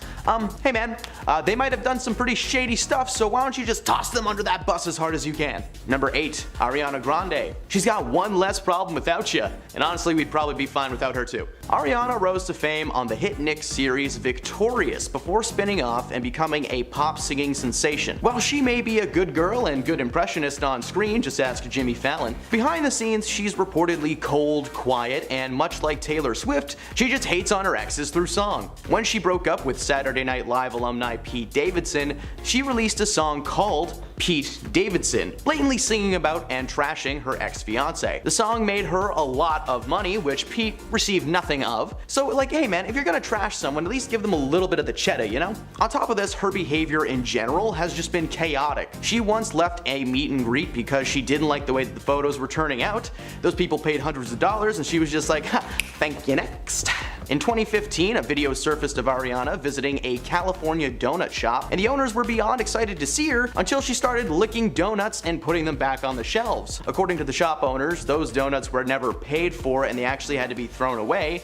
But come on, they really should have preserved some of those and sold them online because hey, people are weird. This incident alone got her nixed from performing at a White House event despite multiple public apologies. The darkest of stories though comes from a Hollywood insider that has not been confirmed to be 100% true, but it might be. The man in question was working with Ariana at a signing event. She was all smiles until the event was over and they entered the elevator. According to them, her first words as the doors closed were, "I hope they all frickin' perish." Well, kinda makes you realize why Nick stars aren't as popular when they're adults. Number 7, Russell Crowe. The Gladiator star and newest addition to the world of mythology in the MCU, playing Zeus, Russell has had a steady career filled with blockbuster paychecks and fans galore. But according to several sources, the Pope's exorcist has quite the temper. In 2005, he made headlines for throwing a cell phone at a Mercer Hotel employee in New York City. Apparently he found out that it was broken and he threw it without looking, and it exploded on impact. That incident ended up being taken a bit far, but that was not the only example of his escapades. In 2016, he returned to the media circuit, this time facing charges of alleged violence towards rapper Azealia Banks. That dissolved into a he said she said situation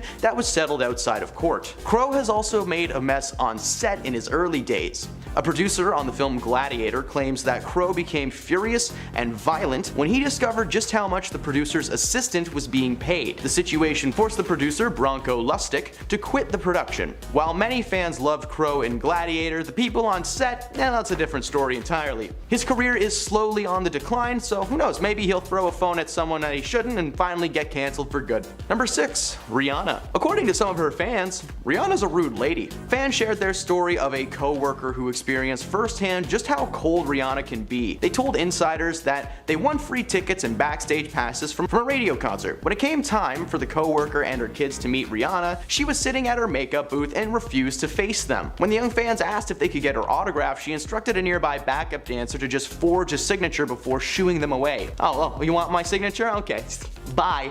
Go, get someone else to do it, I'm too busy. In 2016, she further added fuel to the fire when she shared a photo of a young fan wearing a dress inspired by Rihanna's Wile E. Coyote themed costume that she had worn at an awards show a few years prior. She wrote, "Dark Thought Rises" with the hashtag PromBat. She shared that post with millions of people, alienating countless fans and ruining one fan's prom memories for the rest of their lives. By the way, I looked it up. If someone calls you a thought, kick them as hard as you can in the worst place that you can find. Fans may have turned on her, but she has yet to be officially cancelled, so I don't know, she really needs to be, so let's get on that. Number 5. Tom Cruise. While Tom may be an action movie star and was once a young Hollywood heartthrob, he's got a massive temper since day one. According to both former assistants as well as several co-stars from Tom's past, Cruise is a regular toddler and is known to throw tantrums, being set off by the smallest thing. His former manager, Eileen Berlin, presented Tom with a gift on his 19th birthday. She gave him an album of teen magazine articles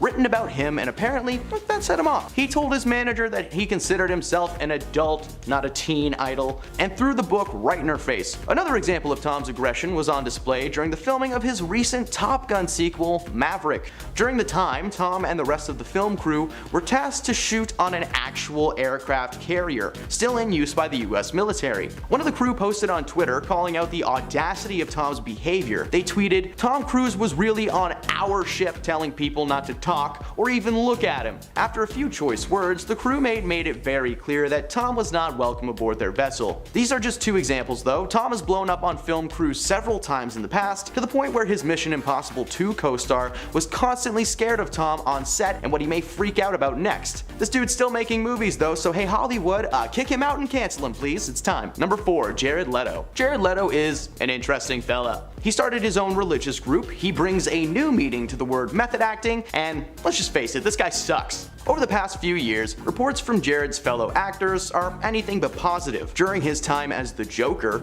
he left his fellow castmates used adult devices, pig heads, and live snakes in their trailers as so-called gifts. He was trying to stay method as the Joker, but anyone on the receiving end of that gift, well, probably wished that he would just chill out. On top of that, he's been known to stay in character, meaning that if he's playing someone angry or silent, well, that's how he's gonna be the entire time. This guy hasn't really been questioned for his actions at any point in recent history, only ever being called a weirdo and just kinda leaving it at that. With his career still well on the rise, here's hoping that Jared will eventually be called out for good and added to Hollywood's do not hire list. Number 3. Jon Hamm. The Madman star doesn't just look like your typical college jock. Turns out he actually was one in the early 90s. Jon took part in a hazing incident at the University of Texas in 1991 that led to Jon receiving criminal charges. The lawsuit was filed by a member of the Fraternal Society organization who claims to have been severely injured, dragged by a hammer, and had his pants set on fire. The person also claims that Jon was involved until, quote,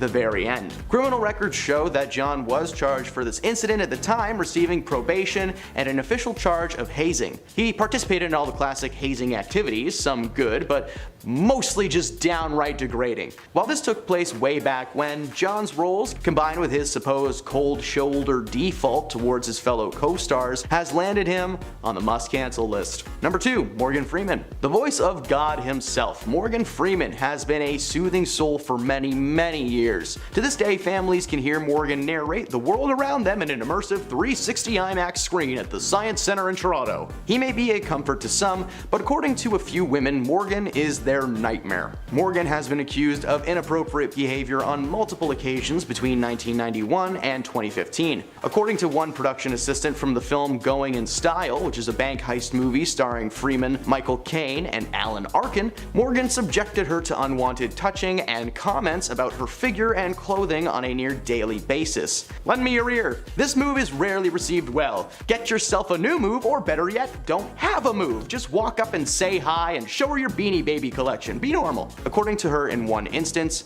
Freeman attempted to lift her skirt and asked to see her underclothes. She was not the only one to speak out, however. A senior member of production staff on the movie Now You See Me 2 told CNN that Freeman harassed her and her female assistant on numerous occasions, making similar comments on figure and clothes. I could go on and on with more and more examples, but just to save some time and boil it down for you, Morgan Freeman is creepy, and I'm sorry to say, but this guy needs to retire for good as soon as possible. And at number 1, it's Dave Chappelle. Dave Chappelle dominated the comedy scene in the 1990s and early 2000s. His stand-up was considered to be the most gut-busting and entertaining around, and his role in films like The Nutty Professor, Robin Hood Men in Tights, and the cult classic Half-Baked, he took a bit of a break from starring in films to focus on his family and his true passion, stand-up comedy. Despite being on stage for over 12 years though, Dave never really learned to follow suit with the times. There were certain topics that just became rude to joke about, and many jokes considered to be funny in the 80s and 90s have not aged well. Unfortunately, that seems to be all the material that Dave has. In one of his most recent Netflix specials, he made jokes aimed at the LGBTQ+ community. Jokes that are not worth quoting or repeating or googling, just none of it. They were rough enough to have Dave's fans turn on him immediately. While he was canceled by his fans, Netflix actually defended the comedian, claiming he had artistic freedom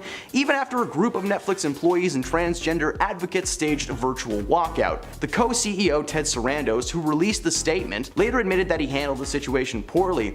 "Oh, did you, Ted? Did you accidentally defend a man who was making fun of gay people? Oh gosh darn it, oopsie doopsies." The fact that this man is still allowed to make money off of his specials, or even perform in general, as the number 1 spot of we should cancel him. Number 10, Lindsay Lohan. Lindsay Lohan is known for a lot of things in this world, okay? Her public meltdown, her ability to get estranged parents back together, and of course, her penchant for the partying lifestyle. As you can imagine, it's not easy being someone that works at one of these events, especially considering that they work for a woman that would regularly wake up late in the day and hung over a railing. Only she wasn't on a railing. Unfortunately, many people know that dealing with someone who wakes up late in the day after a long night of no-no juice-induced good times is a difficult person to deal with. Recently, some of Lohan's staff members have confided that she often wakes up at noon at the earliest. Naturally, she's always in a terrible mood and is extremely short with her staff. They claim that Lindsay would regularly take her frustrations out on her staff members simply because they were there and they were easy targets. They said that it should be a law if you deal with someone like Lindsay that an automatic bonus should be thrust into your bank account. Imagine if the lead of Herbie Fully Loaded started yelling at you at 12 in the afternoon. Beep beep, I quit. Number 9, Rihanna. Is it really a shock to learn that Rihanna does not talk to the hired help? Ignoring somebody is one of the meanest things that you can do to a person, making them feel like they do not exist or are not on the same level as you, and they do not deserve to be acknowledged. Most celebrities know not to do this, but others seem to only have a negative setting in their soul. Over the years, it's been said that pop singing sensation Rihanna doesn't even look or speak to her staff. An anonymous source revealed that Rihanna literally refers to the staff as hired help. She also falls asleep when she is getting her makeup done, which must be so great for everybody in the room. Rihanna just snoring in a chair and someone running around being like, "It's okay, she's just warming her voice up, guys, it's fine." Rihanna is also known for being pretty rude to her fans as well. One lady won backstage passes for her herself and her family, and when they went back to do the meet and greet portion of their tickets,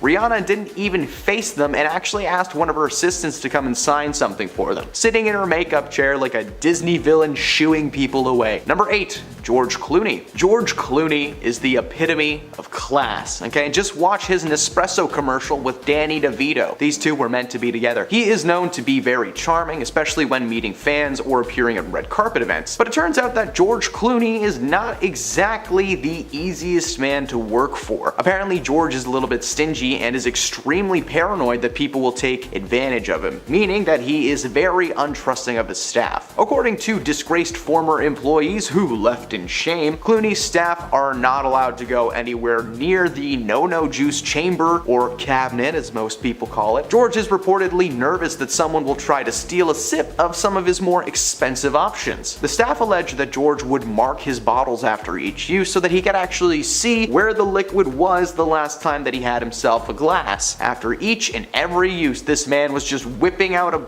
marker and just notching away and just remarking and remarking. Hey, paranoia is one thing, but that is next level, okay? Just get a little bottle lock or something more complicated. I feel like there are some easy ways to get around that if you really dedicated your time to it. I'm not gonna do that, but someone might. Number 7, Beyonce. Beyonce has 3 simple rules if you work for her on tour. Hear no evil, see no evil, speak no evil. And in other words, don't look at Beyonce, don't talk to Beyonce, don't even listen to Beyonce. Maybe not that last one, but you get my point. Beyonce is a massive star now, but even 10 years back, she was considered to be a major diva that felt that she was above everybody else. While she was on tour in 2013, all local staff were advised not to look or speak or approach Beyonce. They were explicitly told that if she was walking down a hall towards them, to find an unlocked room and get in there as soon as possible, out of sight, out of mind. On top of that, everything backstage had to be draped in linen, which then had to be smoothed out after she would walk on it. Now, if that's how rude she was in 2013, imagine what she must be like now. She probably has someone fanning her in a chair between sets, while another person feeds her grapes and does her taxes. Luxury.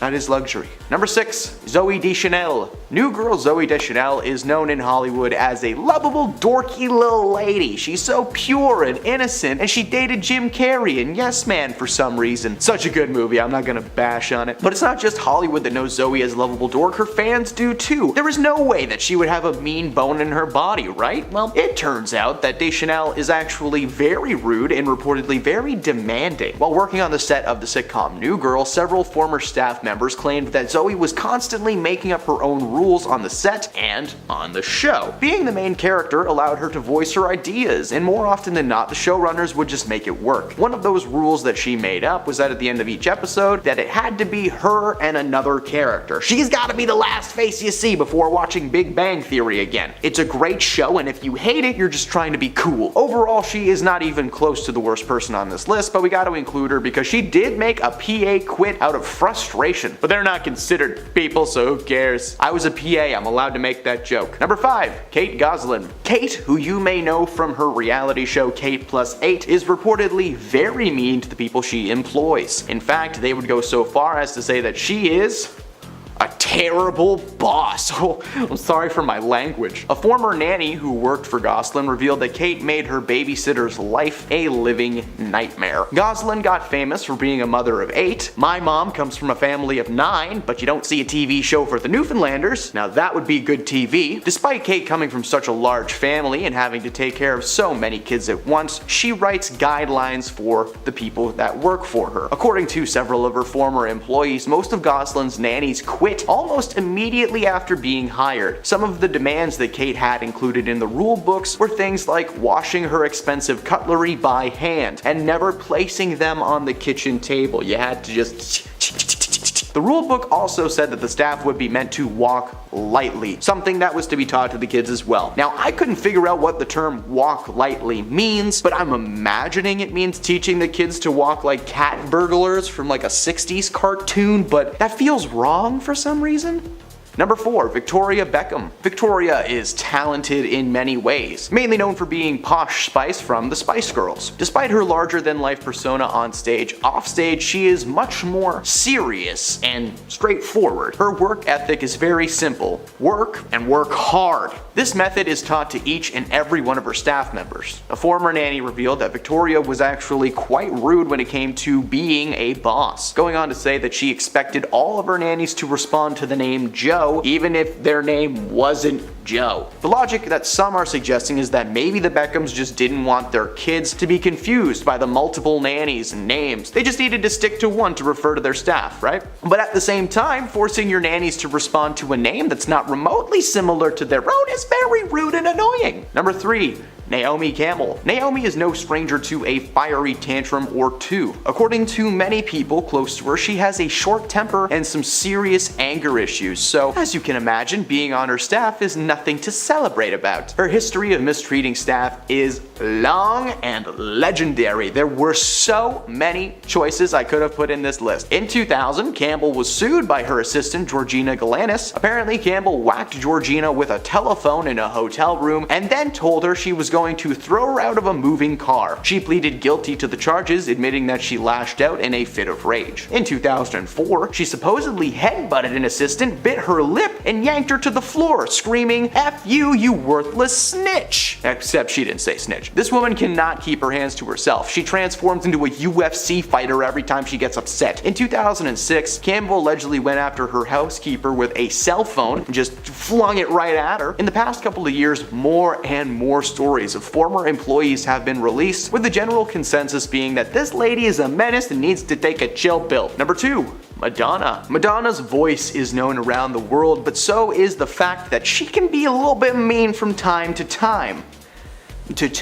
Not only have there been eyewitness accounts of her being rude to fans, but she's also a bit stingy when it comes to her staff. A few years back, an anonymous source revealed that when one of Madonna's dancers broke her arm during practice, that instead of being concerned and helping, Madonna had a full-blown meltdown, berating the dancer for being so bad at their job. There were also allegations that she said there shall be no fat country singers in her presence, only she didn't say re-singers. Another source backed these stories up and added that Madonna does not pay very well, but she knows that she can pay people less to work for her for grueling hours because, hey, she's Madonna. There are probably some people out there who would work for a turkey sandwich just to be someone's assistant. White bread with lettuce, please. The source agreed that if there is one common theme with Madonna and her staff, it is that her ego overshadows them and they are supposed to feel lucky to be in her presence. Neither of the sources specified when they quit, but considering the stories, it sounded like they were with Madonna for quite some time. And at number 1, Courtney Love. Singer, actor, and wage thief Courtney Love has a bad habit of not paying her employees. According to some former assistants, she promises big things and fails to deliver on them constantly. In 2010, Love hired Jessica Labrie as her assistant. Courtney allegedly promised her lots of cool things, including bonuses, promotions, a scholarship to Yale, a job on the set of Nirvana's biopic, heck, even a job at Courtney's very own management company. Well, sign me up, man. That's a no-brainer. Only, if something sounds too good to be true, it almost always is. Of course, Jessica agreed to work for Courtney, but Love failed to deliver on any of her promises. There was no job on the Nirvana set, there was no scholarship to Yale, sometimes there wasn't even a paycheck. Labrie eventually sued Courtney for lost wages. Sure, she was mad that she didn't get any of the cool things that she was promised, but her main issue was the $2,000 that she was not paid. During the court proceedings, Jessica revealed that while working for Courtney, she was asked to hire a computer hacker to fake legal correspondence. What shady things did she want to cover up? Well, I guess we'll find out in another video. Number 10. Lizzo. It was revealed a little while back that a lawsuit has been filed against the famous pop singer Lizzo, accusing her of creating a toxic work environment and mistreating her background dancers. The accusations range from fat shaming her crew to forcing them to eat strange fruit from strange places. One of the dancers, Crystal Davies, who is part of the lawsuit, was fired for secretly recording a meeting between herself and Lizzo. The meeting was about the dancer's performance on stage recently and her apparent dislike of the weight that she'd been gaining, claiming claiming that she wasn't committing to her role. According to the plaintiffs, Lizzo made them work ridiculous hours, including up to 12-hour rehearsal days. One of the dancers recounted an experience of having to use the washroom and was forced to do it in her pants while rehearsing so she didn't lose any time. Like, hey Lizzo, if someone has to use the bathroom, let him go. It took longer for them to get the poor woman a change of clothes than it would have to let her take a fight. When the news broke, the world collectively turned on Lizzo and believed every single word that these women are saying, and so far it seems like that's valid. While Lizzo continues to deny the allegations, her career just gets worse and worse. Several of her live stage shows have been cancelled, her music's been pulled from radio stations, and there's an investigation taking place, which is never a good thing. Number 9.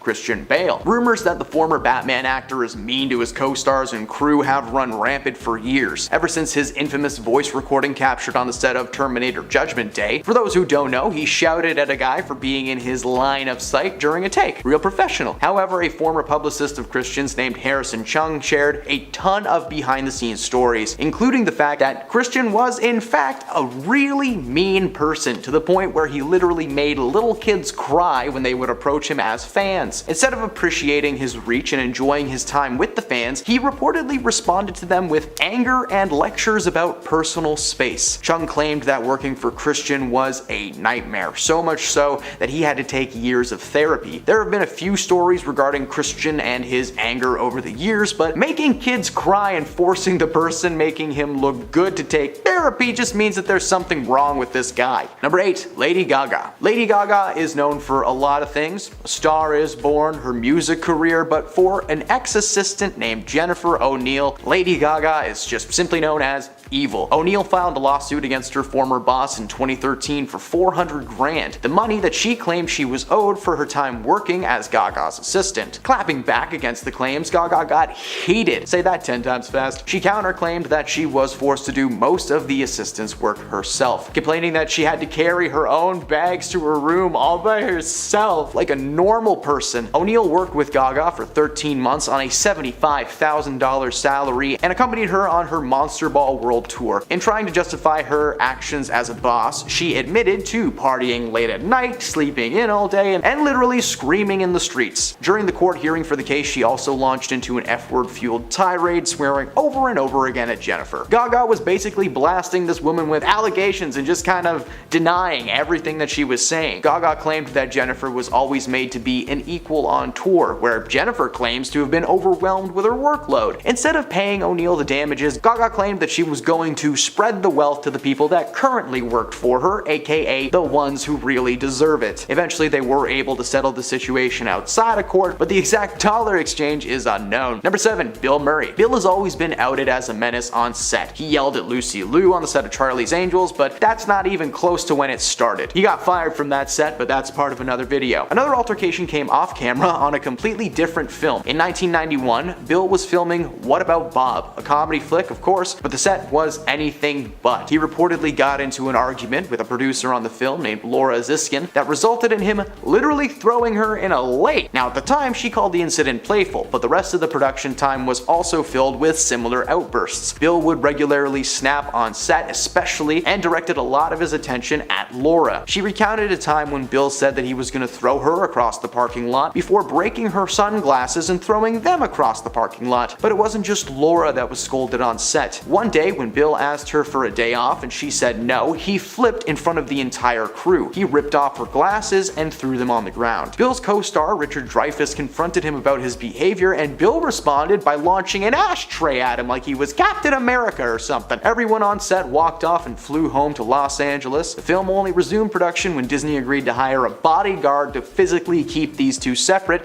in between takes. Number 6. Kylie Jenner. Kylie Jenner is the youngest of the Kardashian clan and is extremely successful for her age. In 2019, she made the cover of Forbes magazine as the youngest self-made billionaire ever, following the successful partnership between her cosmetic brand and Ulta, a beauty salon company, which would allow the brand previously only available online and in random pop-ups to actually be on shelves in Ulta's 1,000 stores, which is unfortunate considering where those products actually come from. A lot of employees at the factories that mixed and packaged used her makeup and beauty products reported that they were never given proper safety equipment, and you kinda need that to do that job. They were only given like hairnets, lab coats, safety goggles, which meant that their hands and faces were completely exposed. Workers would regularly report migraines, mild chemical burns on their hands, and if that isn't bad enough, they were also forced to act as human test subjects for Kylie's new products. Needless to say, a lot of people quit their jobs very quickly. Kylie was very proud of her company not testing products on animals, but can we all agree that using people is just way worse? Number 5, Mariah Carey. Mariah may get stuck in your head between the months of November and January, but in 2019, all Maria Burgess wanted for Christmas was her wages. Maria sued Mariah, alleging that she worked for Mariah between 2017 and 2018, but did not receive any pay and had to deal with tremendous stress. In the lawsuit, she alleged that Carey would not allow her to take breaks, and she did not specify the hours she had to work, but the lawsuit implied that she basically worked around the clock 24/7. She claims that she was finally forced to leave Mariah after she complained about her working environment, to which Mariah responded with, "I don't care." The suit was apparently settled outside of court, and knowing Mariah Carey, she probably just forked over the cash, no questions asked. She's Mariah Carey. Number 4, Miley Cyrus. Ever since her Disney days, Miley Cyrus has slowly been descending into this weird space between a sweet person and a terrible person. Mostly terrible. While she is known to be a little bit cold towards her fans, her staff has had it even worse. An anonymous source revealed to Radar Online that Miley had 2 dogs who were not house trained. Apparently, Miley just never bothered to train them herself, so every time they would relieve themselves inside, she would just yell at her staff for not picking it up immediately. Not only had she made her own employees cry and quit, but apparently this was something that she did to a ton of employees around the world, reportedly causing mayhem in a New York City hotel after inviting several of her friends over for a good time. According to the hotel staff, she acted like a toddler when they asked her to chill out, literally telling them that they should be grateful that she was even there. Number 3, Kourtney Kardashian. While Kim Kardashian may not be the best boss in the world, Kourtney Kardashian is known as the absolute worst boss of all time. According to former nannies, Kourtney was by far the absolute worst Kardashian to work for. Not only is she a neat freak, needing every single thing to be exactly where it should be, but she is also known for being surprisingly cheap, even once calling a grocery store while she was shopping to compare the price of a chicken breast. Because if anyone needs that extra 99 cents, it's her. But this isn't the worst thing that she's done. At one time, Kourtney's daughter had bitten a nanny so hard that she had to quit, but instead of letting it go and taking responsibility for not teaching her daughter how to act properly, she berated the nanny, telling her that she should have said something to her daughter in the moment. Because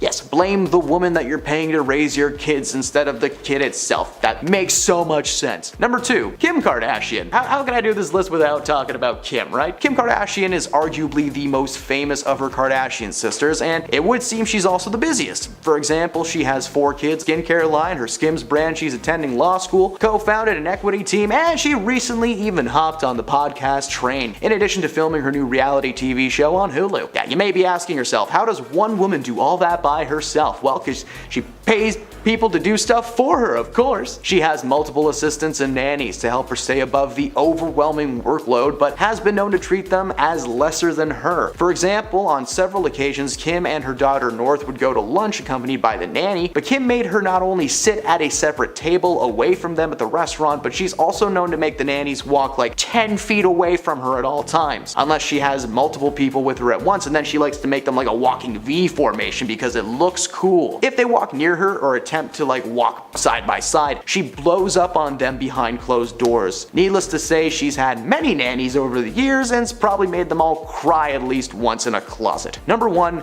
Ellen. Ellen DeGeneres had one of the most successful daytime talk shows right up until 2020. Her show became overwhelmed with accusations of a toxic work environment from former employees. They were claiming that Ellen's happy exterior was nothing more than this facade she was putting in place to keep her audience happy. Fans began questioning awkward moments on her show, and eventually the cracks in her appearance grew bigger and bigger. And there was just way too much information being leaked for any of this to be fake, so Ellen was eventually forced to cancel her show and subsequently herself. She denied every single accusation until the day she was done, but here we are, Ellen free in 2023. At number number 10, James Franco. It's no longer a surprise to anyone that James is a bad dude, but his misdeeds date back to 2005. James and Tyrese Gibson starred opposite each other in a 2005 dramatic piece called Annapolis. The story follows Franco's character wanting to attend the titular Naval Academy and entering into a boxing tournament against some of the Navy's best and brightest. His main opponent is Tyrese Gibson. Throughout the majority of filming, James and Tyrese would regularly practice the choreography for the final fight of the film. Now, method acting is one thing when you just pretend to be someone else all the time, but it's different when you're literally punching your co-star for real. Instead of the normal film choreography allowing actors to fake hit each other, Franco was throwing real punches without warning. Gibson tried to be civil at first and asked him to lighten up, but Franco ignored him and continued to box his heart out. When asked about the incident in interviews, Franco defended himself by saying he was aware he made the set difficult at times and claimed to be so wrapped up in his role that he probably wasn't as friendly as he could be. Gibson, however, holds a massive grudge towards Franco, claiming he'd never step foot in the same room as him ever again. Good news for Tyrese, James got cancelled and Fast 11 comes out soon. At number 9, Bill Murray. Sony's first foray into the world of Charlie's Angels was a massive success when it was released, starring Cameron Diaz, Drew Barrymore, and Lucy Liu as the Angels. The movie was filled with action, a bit of comedy, and one of the strangest performances ever delivered by Crispin Glover. Oh my god, that guy needs help. One interesting addition to the cast was the inclusion of Ghostbusters alumni Bill Murray as the man behind the mic Bosley. Apparently, the set was anything but a comedy after Bill found out a scene was rewritten without his knowledge. In an interview with the news outlet Deadline, Lucy Liu spoke about her time on set and the situation surrounding Bill's outburst. Apparently, he was away for a family event when a scene needed to be reshot for the film. Instead of using a stand-in, it was decided that the scene could be filmed without Murray's character being involved, so the scene went on without him. When he returned to find the change was made while he was gone, he was furious. He reportedly shouted at half the crew, including Lucy herself. At first, she wasn't sure why he was aiming his comments at her. She didn't write the scene, she wasn't the director. She asked if Bill was talking to her, which sent him into a full-blown meltdown. She decided to speak out on Bill's behavior on set, and he was ultimately written out of the sequel. Lucy is proud for speaking her mind despite being a relatively unknown actress at the time, and is glad that Bill's career seems to have suffered for it, because Lucy was just the first of many celebs to comment on his behavior, but let's save that for another time. At number 8, Jennifer Aniston. In 2010, Elle asked actor Jay Moore to describe his most awkward interaction with a female celebrity. Moore responded with a blind item that involved a certain leading lady who was upset to learn that he would be playing her love interest. This mystery diva reportedly yelled, "You've got to be kidding me," right to his face. He then revealed that the behavior that followed led to Moore regularly, quote, "go to my mom's house and cry." Asked if the actress happened to be Aniston, who played his love interest in the 1997 film Picture Perfect, Moore said he will never ever answer that. Well, on his More Stories podcast, he did answer that. Moore claimed Aniston pointed right at him on the first day of rehearsal and screamed, "6 guys they screen test. 6. The one effing guy I hate, that's the guy they hire." This apparently went on the entire day as Aniston kept bad-mouthing him to their co-star. Regardless of what really happened on that Picture Perfect soundstage, Moore has apparently never forgiven Aniston. In 2016, Sports Illustrated asked what was more satisfying, kissing Jen Aniston or firing Tom Cruise's character in Jerry Maguire. Moore answered, without question, firing Tom Cruise. Tom Cruise is hotter. At number 7, Jennifer Lopez. The 2020 Super Bowl saw 2 pop icons taking the stage and making the night about them and not football. Shakira and Jennifer Lopez appeared together. They absolutely slayed, and their performance has gone down in history as the most memorable and shimmy-filled night in the NFL. Unfortunately, Jennifer did not want to share the stage. Following the show, as a part of her Netflix documentary Halftime, it was revealed that she was extremely annoyed at the NFL for forcing her to share the stage when she felt strong enough on her own, literally calling it the worst idea in the world. Her main concern was the fact that herself and Shakira were meant to occupy and share the same amount of stage time as a normal solo act rather than doubling it like she assumed would happen. Solo artists are normally given between 12 and 16 minutes of stage time, with most artists using that time to do a mashup of their most popular songs. In the documentary, a clip revealed that Jennifer yelled at her music director, complaining that she had 6 effing minutes, 30 seconds per song. Not enough. The worst idea is putting multiple people on the stage. To prove her wrong, one of the most recent performances on the Super Bowl stage saw 6 major artists share the 12-minute spot. Dr. Dre, Eminem, Snoop Dogg, 50 Cent, Mary J. Blige, and Kendrick Lamar were all able to make it work and work well. well, but Jen couldn't even fathom the 6 minutes she had to perform. At number 6, Jared Leto. Jared Leto has been a problematic figure in the world of Hollywood throughout a majority of his career. After first gaining notoriety for portraying the character of Lane Dixon alongside Dennis Quaid and Danny Glover, Leto quickly began building up his acting repertoire with roles in iconic films like Mr. Nobody, Girl Interrupted, and even taking a turn as the Clown Prince of Darkness, the Joker, in the 2016 film The Suicide Squad, which landed him a spot on this list. Jared has always taken method acting to the extreme, losing and gaining weight rapidly over and over again. It was this film in which he may have snapped. While playing the iconic Batman villain, Leto purposefully distanced himself from his fellow actors on set, and reports are that he sent his castmates used adult toys. At one point during filming Captain Boomerang, actor Jay Courtney found a live snake in his trailer following a long shooting day. The snake wasn't venomous, but I think we can all agree that's a big ol' nope. In recent years, he's claimed that any gifts sent to his castmates were sent with the intent of joy and excitement and were received as such. I don't know, exposing your fellow actors to your bodily fluids and actual snakes doesn't sound very exciting to me. At number 5, Wesley Snipes. Ryan Reynolds is known for many things. He's got his toes dipped into the world of adult beverages, wireless cell phone coverage, and he's even a soccer coach. One of his most iconic roles as an actor is of course Mr. Deadpool himself. However, in 2008, Ryan was a part of a different Marvel movie. As some may know, the original Marvel movie that started this whole live-action comics trend was the Blade trilogy, starring Wesley Snipes as the titular vampire hunter. By the time of the third film of the franchise rolled around, Wesley Snipes was just done with working on set. He hated the way the franchise was turning out, and all of his creative suggestions were quickly shut down. His main problem, though, was the fact that Blade Trinity was written as a straight-up comedy movie. The previous entries were dark action movies filled with gore and some pretty stellar fight sequences, so when Van Wilder was cast to be his co-star, he gave up. He famously refused to film several scenes unless he was allowed to keep his shades on, and apparently he was micro-napping during scenes because he just didn't care anymore. Ryan played a big part in his difficulty enjoying the shoot, making it his mission to make Wesley snap. He would constantly do bits, push things too far, just the general Ryan Reynolds chaos that we're used to at this point. At the end of the day, Blade Trinity ended up burying the franchise and was one of the most chaotic and toxic film sets of 2004. At number 4, Kiefer Sutherland. The man known for his roles in movies like Lost Boys and Stand By Me has built a nice little place for himself in Hollywood. For a long time, he was starring in the crime drama 24. Many celebrities have made small cameos and recurring roles on the show, but in 2010, Scooby-Doo actor Freddie Prinze Jr. was cast as Agent Cole Ortiz. Despite the massive success of the show, the job left him scarred, admitting that he hated every moment of it. According to Freddie, Kiefer is the most unprofessional dude in the world. Continuing to say that he wasn't talking trash, this was something he would happily say to Kiefer's face, and apparently a ton of his co-stars agree that he makes filming a living nightmare. Following the end of his character's time on the show, he did slow down in the acting world, now limiting himself to voiceover and cameo roles. The odd thing was that while there were some backing up Freddie's story, there were a higher number of defenders for Sutherland, claiming the exact opposite experience. Some say he's the most professional man in the world, so if anyone watching this knows Kiefer, weigh in. Are you Team Kiefer good or Kiefer bad? At number 3, Alyssa Milano.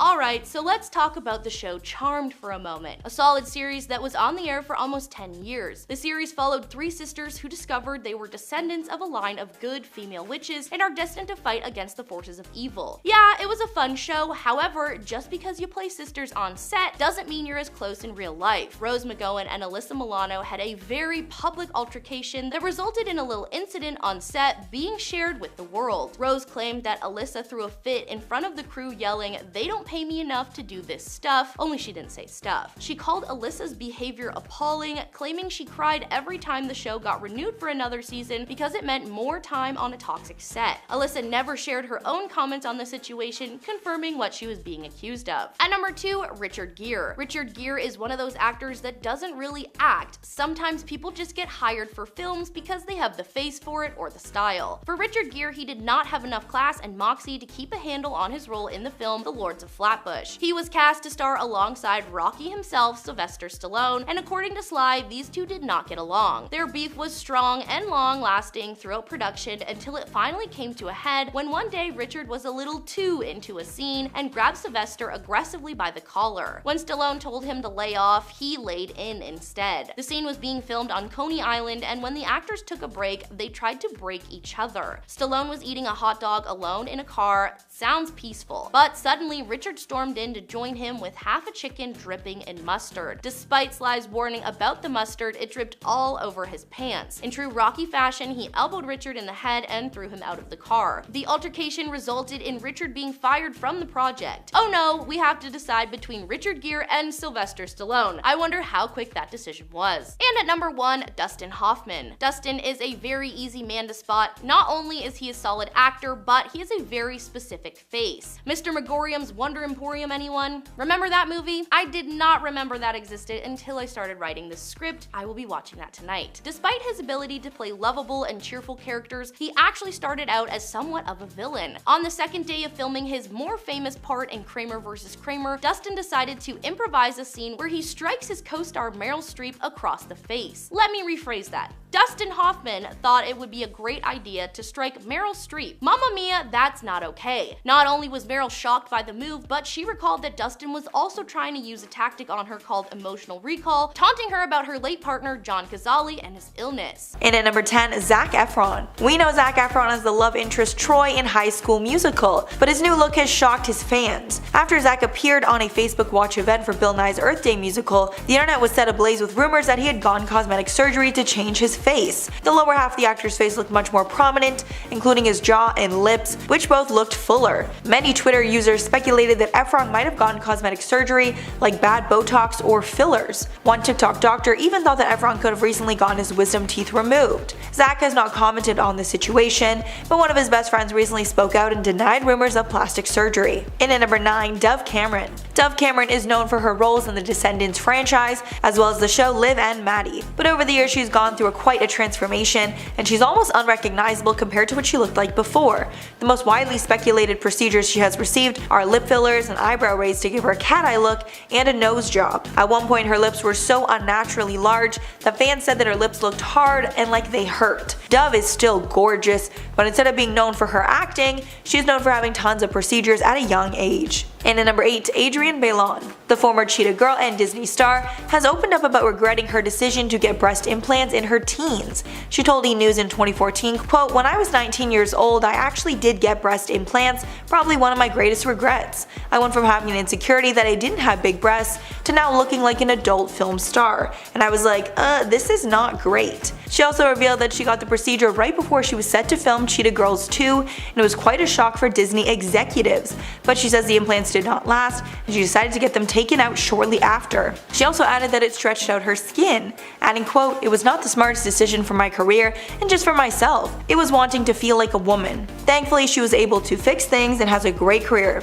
And at number 7, Ariel Winter. You might not know that Ariel Winter was a Disney star because her roles with Disney were purely voice roles. Her Disney voice roles included Princess Sophia and her evil copy in Sophia the First, Gretchen the Fireside Girl, and Wendy Single Hopper in Phineas and Ferb, along with a few others. And since we have seen Ariel grow up on the show Modern Family, there's been intense speculation that her mature look is due to plastic surgery. On one Instagram post, fans were calling out Ariel for changing, saying they liked how she looked before the plastic surgery. Ariel was so offended by the comment, she responded to it saying, quote, "I appreciate you wanting to help girls love themselves the way they are, but you're also kind of cutting someone, aka me, down, which isn't what I think you were trying to do. I also didn't get plastic surgery. That is also not being supportive of women if you're just assuming something about the way they look." She's been open about getting a breast reduction in 2015, but many think she is lying and had more procedures. And at number 6, Hayden Panettiere. Hayden Panettiere is another actor you might not have known was a Disney star as well. She voiced the character of Dot in the 1998 film A Bug's Life and Suri in Dinosaur in 2000,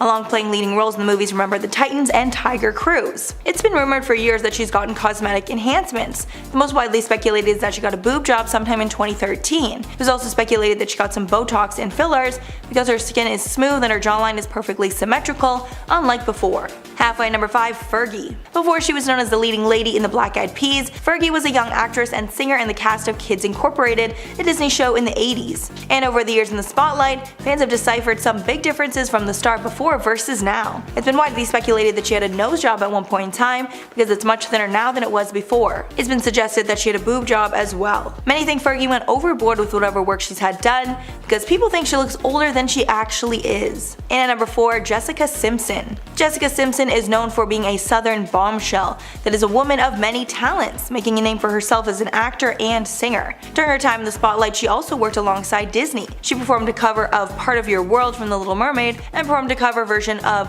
A Whole New World for the Aladdin Platinum Edition alongside her ex-husband, Nick Lachey. She and her sister Ashley Simpson also made an appearance on a Disney Christmas show and concert special. And when she got older, she decided to try cosmetic enhancements, specifically lip filler. But she hated it and regretted the procedure. She told Glamour in 2006, quote, "I had that Restylane stuff. It looked fake to me. I didn't like that. But it went away in like 4 months. My lips are back to what they were. Thank God." And at number 3, Cameron Diaz. Cameron Diaz is an American former actress, producer, author, and fashion model. She's best known for her role as Mary Jensen in There's Something About Mary, along with her role in Charlie's Angels.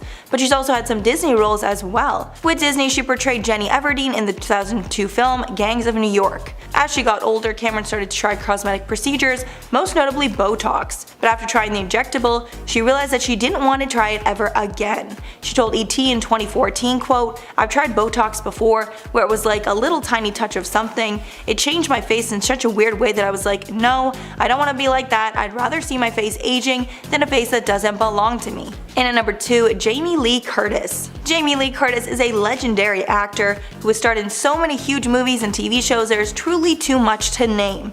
And many of those acting credits are thanks to Disney. With Disney, Jamie Lee played Tess Coleman in the 2003 remake of Freaky Friday and Aunt Vivian Viv Ash in the film Beverly Hills Chihuahua. She also played Gail Bayer Olsen in the 2010 film You Again. And since Jamie Lee is an A-list celebrity, she admits she succumbs to the pressure to look your best, and because of this she's tried a little bit of everything when it comes to cosmetic injections. But she regrets that decision and will not do it again.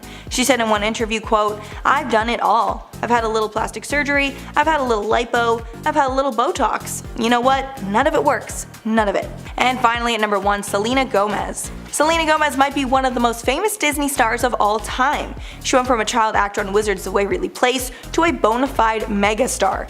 At one point she was even the most followed person on Instagram. However, speculation over plastic surgery affected Selena very negatively, so much so that she deleted a photo of her that was at one point the most liked Instagram photo ever. The photo in question was of Selena in a strapless dress holding a drink, and in the photos, her breasts look much larger than we are used to seeing. Because of this photo, rumors that she had a breast augmentation were going wild on the internet. The comment section got so out of hand at one point that she decided to delete the photo altogether. Donatella Versace was born in Reggio Calabria, Italy on May 2nd, 1955. She is the younger sister of the late famed designer Gianni Versace and described herself as, quote, "the baby of the family," saying that she was always the most spoiled of her siblings. Donatella has always been known for her appearance. She created her signature look of dyed platinum hair and black eyeliner as a teenager and has kept up this look ever since. Donatella has also been deeply submerged in fashion for her whole life. Growing up, her mother was a dressmaker and had her own business, so fashion, style, and design has always been part of her life, even before her brother Gianni started the Versace company. Donatella grew up being something of a model for her family's designs and styles. As a child, Donatella wore her mother's custom clothes, as she said that she was always, quote, "the best dressed little girl in the city," end quote. This carried into her teenage and young adult years, as Donatella has said that her brother Gianni used to make outfits for her and take her out with him for a night on the town, almost as to flaunt his mastery of fashion, but she didn't mind because she always looked good. Donatella and Gianni were very close, and she was always there to support her brother every step of the way, especially after he started his fashion company. Though Versace was a big family affair, with their brother also helping out in the company, Donatella and Gianni were really the ones who drove the fashion and design aspects of the company. Gianni relied on his sister for advice on his designs, and Donatella played a significant part in growing the public part of the fashion brand, organizing their fashion shows and advertising the company. Donatella also played a part in, quote, bringing some rock and roll spirit and celebrity cash to the line through her connections with Madonna and Elizabeth Hurley. Donatella later became the chief designer at the company's Versus line and became more involved in the business in the mid-90s during her brother's battle with cancer. They became concerned with the business and its succession, so the family came up with a succession plan in the case of Gianni's death, because this company meant so much to all of them. Gianni's health scare prompted the family to become more hands-on, especially Donatella, who gave so much to the brand to keep it alive. Miraculously, Gianni ended up beating cancer, but sadly, the family was still struck with tragedy when Gianni was killed in 1997 when he was shot outside of his home in Miami, Florida. Just a few days after his death, the company announced that Donatella would be acting as Versace's artistic director, but by that time, this role wasn't anything new for Donatella, as she was already taking a leading role in the company for the past 2 years before her brother's passing. Donatella's career had shifted and was beginning to grow even more, and as the new face of Versace, there was a new weight on her shoulders to keep the family's business and her brother's legacy alive and well. Image became even more important than ever before. As a hard-working businesswoman, she wanted to appear as best she could in the eyes of the company, but as a public figure and the head of a high-fashion brand, her looks had to be maintained, and so she entered into the world of plastic surgery. At the time of her brother's death in 1997, Donatella's appearance looked pretty untouched by plastic surgery, and being 42 at the time, she still looked very youthful, but it seems as though over the years, the more plastic surgery she's received, the older it made her look. By 2002, Donatella's facial features had changed dramatically, looking more like she looks these days. Her appearance seemed like it started to change shortly after her divorce from her husband, so maybe that also had something to do with it, or it could also have been a result of the industry that she works in, being that plastic surgery and harsh beauty standards are very apparent in fashion. This change in appearance could also have something to do with her substance abuse as well. In 2005, Donatella opened up about her substance abuse, sharing that she had been addicted to no-no-snow for the past 18 years, and that she sought out help at a rehab center in Arizona. As we all know, regular use of these kinds of substances can alter your appearance, and so perhaps Donatella began her plastic surgery in an effort to correct any damage that had been done due to her substance abuse. It was also at this time that she admitted to getting Botox, saying that she didn't believe in, quote, totally natural for women, end quote. By 2011, that's where things get a little concerning when it comes to Donatella's appearance. People had started making comments on her face, saying that clearly Donatella had started to go overboard with the plastic surgery and Botox. Some doctors made comments about it, saying that at this point her skin and its elasticity was starting to look papery and weak, which is a sign of many cosmetic treatments and sunbathing. One doctor also pointed out that at this point her lips and cheeks looked like it was no longer being receptive to Botox, which is probably why she had been getting so much more, and damaging the rest of her face in order to correct things. It sounds like a very vicious cycle that Donatella just couldn't break. Donatella continues to get fillers, facelifts, and other procedures, but some experts say that all of this work is just making things worse for the design mogul, because instead of correcting her appearance the way she wants it, it's just worsening it, making the results last for less and less time. Donatella used to be a model before fully taking on the business end of Versace, so that career ended a long time ago, but her career as a businesswoman is still kicking for the most part. From what I've read and heard, some people think that because of her appearance, had Donatella been in a different industry or had a different job, then she definitely would have seen a drop in credibility and loss of work, like we've seen in Hollywood with a number of actors, but because of her status in the fashion world, there's really no way of ending her career, but people can still make comments about her and the way that she looks. The only way that she could truly end her career is by pulling the plug on it herself. She's too highly respected as a designer to be cancelled for something as menial as too much plastic surgery, but I'm sure that there are still people out there who would certainly try. I personally think that Donatella is an icon, and you might think me a hypocrite for making this video, but I truly do like her, and I couldn't care less about what she looks like. She's a fashion icon, she is talented and hardworking, and at the end of the day, those are qualities that really define a person, not their looks. And at number 10, Jennifer Grey. The legendary Dirty Dancer star was known for her unique nose that really made her stand out from the crowd. However, in 1989, after she became a huge star, she decided to get a nose job and made her nose look like every other big star back then. And sadly, her career shrank alongside her nose. Her nose job was actually pretty minor, but because her nose was so distinct, it made her completely unrecognizable. She said about the regrettable procedure, quote, "I went into the operating room a celebrity and came out anonymous." And because nobody really recognized her anymore, she didn't have the star power that movies were looking for, and she stopped landing roles as a result. And at number 9, Dana Delaney. Dana Delaney took her career to new heights after she starred in the hit sitcom Desperate Housewives for a number of seasons. I think I've said on the channel before that is literally one of my all-time favorite shows. However, after the show ended, she decided to try some Botox, which sadly stopped her career in its tracks. Apparently, her dermatologist was telling her to try it because he had such great results with his other clients. But quote, "He injected my forehead, hit a nerve, and created a huge hematoma. adding, quote, "The nerve has been dead ever since. It affected the muscle in my right eye, so my right eye has started to droop a little bit." Thankfully, she did start working again eventually, however it did take a while for her to regain her confidence to be on screen.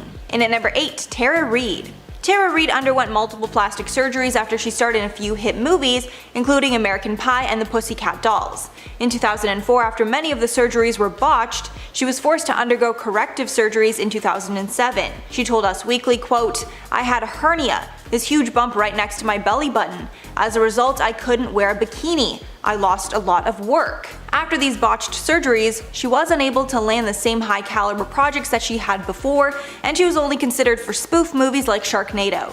She told People in 2008, quote, "In my American Pie days, everyone was kissing my butt. I didn't realize how good I had it," adding that she's terrified of getting surgery ever again.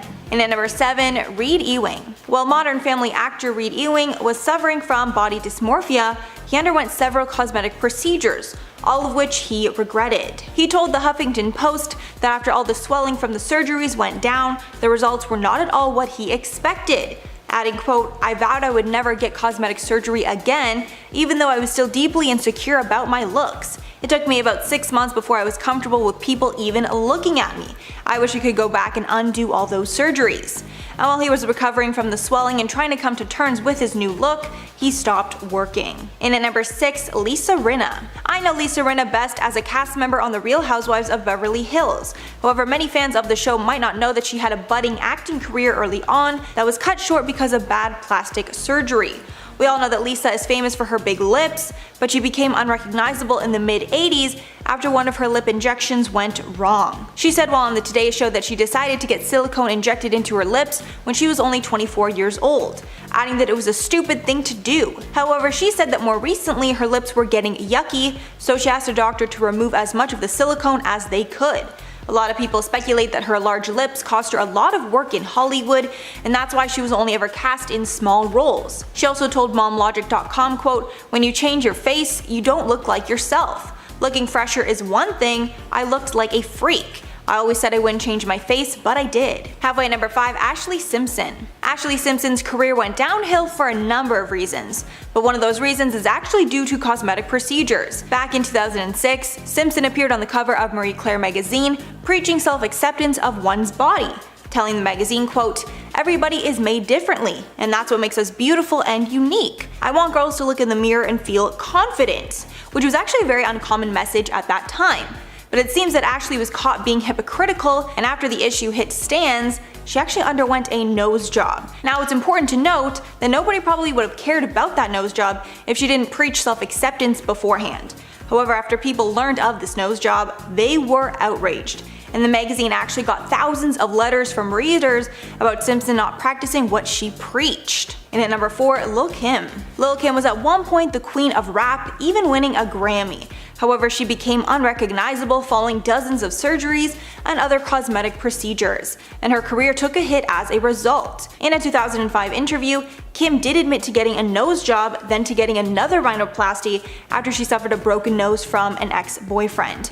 However, she never admitted to anything more, even though other work was pretty obvious. Experts also said that she definitely had some sort of skin bleaching, using acids or creams to lighten her skin. There's also speculation that she got cheek fillers as well. Of course, the music had a part in her decline, however many fans just couldn't relate to her anymore after all her work. And at number 3, Nikki Cox. Cox was one of the most beautiful women in Hollywood in the 90s, starring in tons of hits around that time. However, after her appearance changed dramatically, so did her career.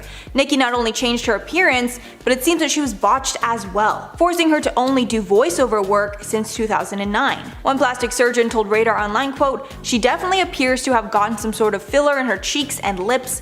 Injectables always look best on a person when they are not noticeable, not when everyone can tell that a person had work done."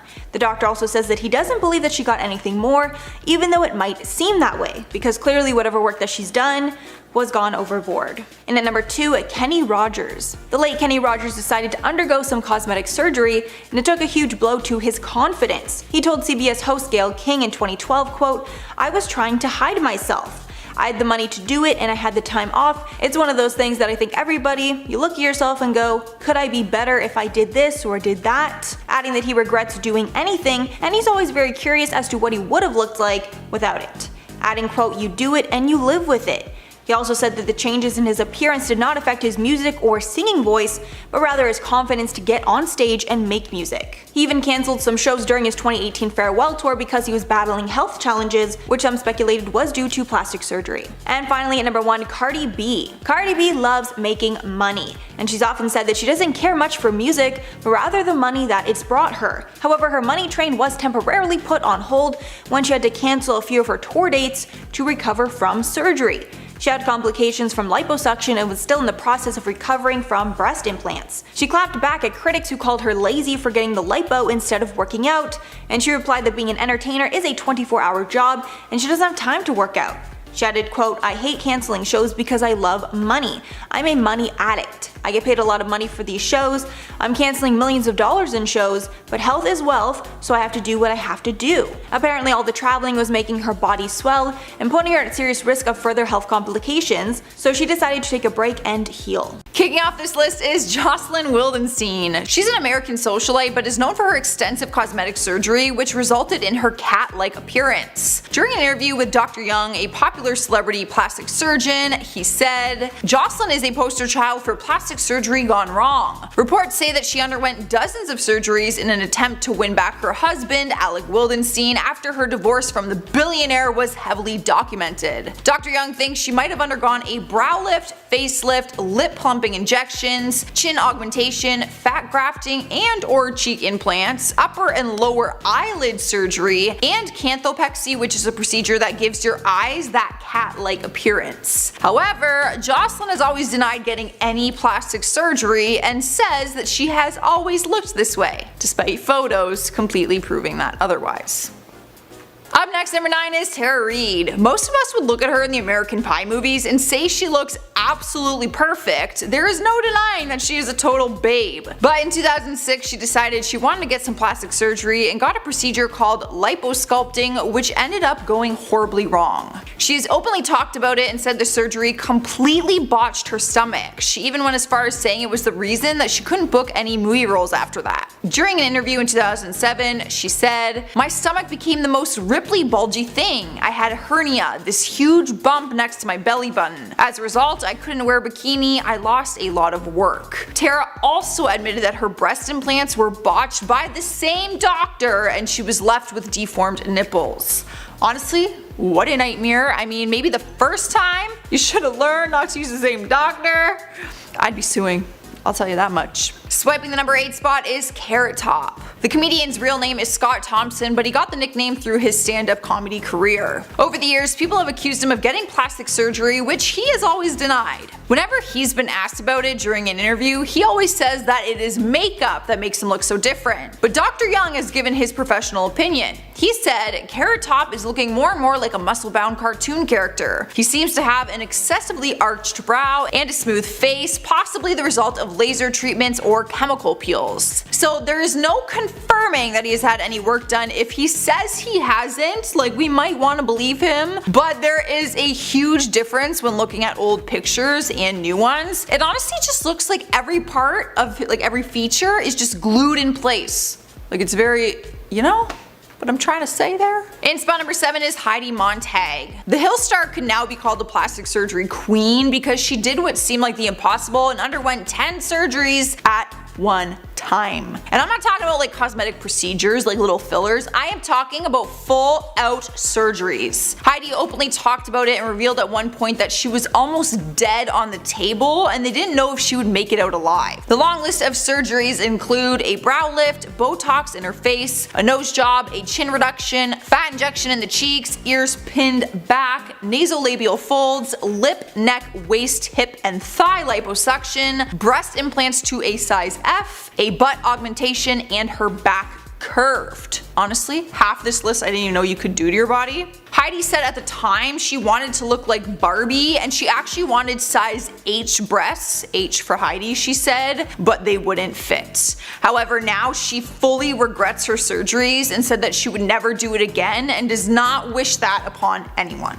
Moving on to number 6, we have Mickey Rourke. At one point in time, he was being called the next Marlon Brando and was starring in movies like Body Heat and Angel Heart. But his looks have changed drastically, and not in a bad way, it's just different than what we're used to seeing. In 2017, pictures of his new look went viral and had people shocked at how unrecognizable he was. He's opened up about the surgeries and said it was all a result of injuries that he got from his time as a boxer. He said, "Most of it was to mend my face, but I went to the wrong guy to put my face back together. I had my nose broken twice, I had 5 operations on my nose and 1 on my smashed cheekbone." It has been an ongoing debate on whether it was for injuries or cosmetic reasons, but to me it kind of sounds like a mix of both. Like, because of the injuries, he probably wanted some like cosmetic help, you know, to fix things. Halfway through the list, number 5 is Rodrigo Alves. He is famous because of his plastic surgery transformation, as he transformed basically into a human Ken doll. He became a television personality, and as of 2018, he had undergone more than 103 cosmetic procedures. 51 of them were plastic surgeries. But not all of his surgeries went smoothly, and one of them in 2018 left him with a sinking nose. He explained to his followers that he had 11 nose jobs over the years and that his nose is basically just collapsing. Now, I should mention that he has recently transitioned into a female and prefers to go by the name Roddy. During an interview in January, she said that she regrets the plastic surgery as the Ken doll because she just got it to try and make herself more manly to fight her feelings of wanting to become a woman. Next up at number 4 is Kenny Rogers. Back in 2006, he told People magazine that he was not happy with his plastic surgery after his eye lift procedure. He said that it drove him crazy. His eye lift basically tightened his eyelids and it almost pinned them like in a new place on his face. Dr. Young spoke on his procedure and said, "Kenny Rogers gambled with plastic surgery and lost. With his tight eyelids, he no longer looks like the scruffy, masculine man we knew in the 70s. He does look different when comparing before and after pictures, but I honestly don't think the surgery looks that bad. Like, it's not as intense as other ones that we've seen on this list, but I get what they mean. It does look maybe a little more feminine, people would say." In the 3rd spot is Pete Burns. The singer from Dead or Alive sadly passed away in 2016, and before his death, he revealed that his plastic surgery almost killed him. During an interview, he opened up about his plastic surgery, saying he had more than 300 procedures done, which led him to almost dying just 3 weeks before his actual death of cardiac arrest. A month before that, he went on the TV show Botched Up Bodies, where he revealed that he went into depression because of his botched procedures. He ended up with blood clots and pulmonary embolisms in his heart, legs, and lungs, which left him close to death. The doctor actually told his family that there was a 2% chance of survival, and his family called in a priest thinking that they would lose him. He was in the hospital for 10 days before he had recovered. Making her way into number 2 is Donatella Versace. She is the chief designer and vice president of Versace with a company value of $2 billion.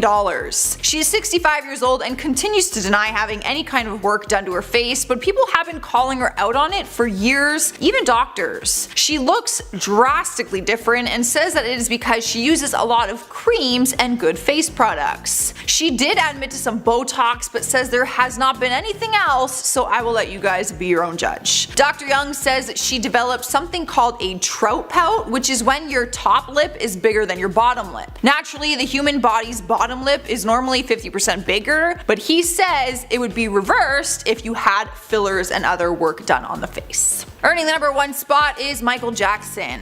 After his death, we heard from people we did not expect. His plastic surgeon through the 1980s and 90s, Stephen M. Hoffman, and his dermatologist Arnold Klein. There were many theories going around at the time about the reasoning behind his drastic transformation. Arnold explained that he had body dysmorphic disorder and saw his nose as getting fatter even though it was getting smaller. Michael always said he only had 2 nose jobs done, but the experts said it's impossible for one's nose to look like that after just 2. He actually estimated that he had closer to 20 procedures done to his nose over the years. An expert also said that he had his hairline, eyebrows, and eyelash lines tattooed, as well as using a skin lightening bleaching cream. Now, I know this whole bleaching thing has always been a very big debate because Michael said that he never used that, so I'm not trying to accuse anyone of anything. This is just from an expert standpoint. They think that he used a bleaching cream. Like, that's crazy that that even exists.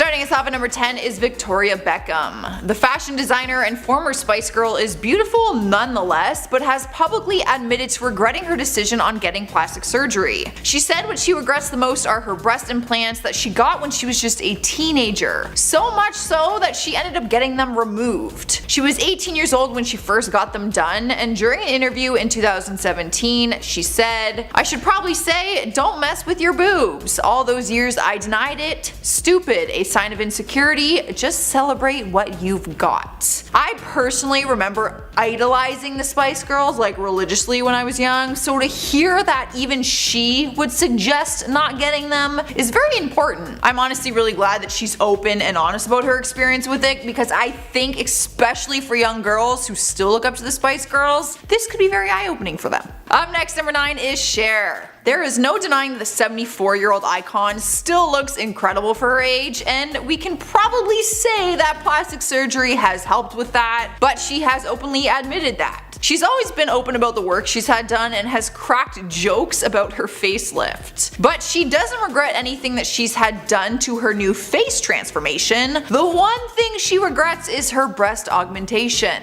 I'm already seeing a little trend happening here. She told People magazine that the surgery was a nightmare. She said they were really botched in every way. If anything, they were worse after than before. Clearly, that was not the goal when going to get the procedure done, but she has been able to hide it well, and certainly it has not hurt her confidence.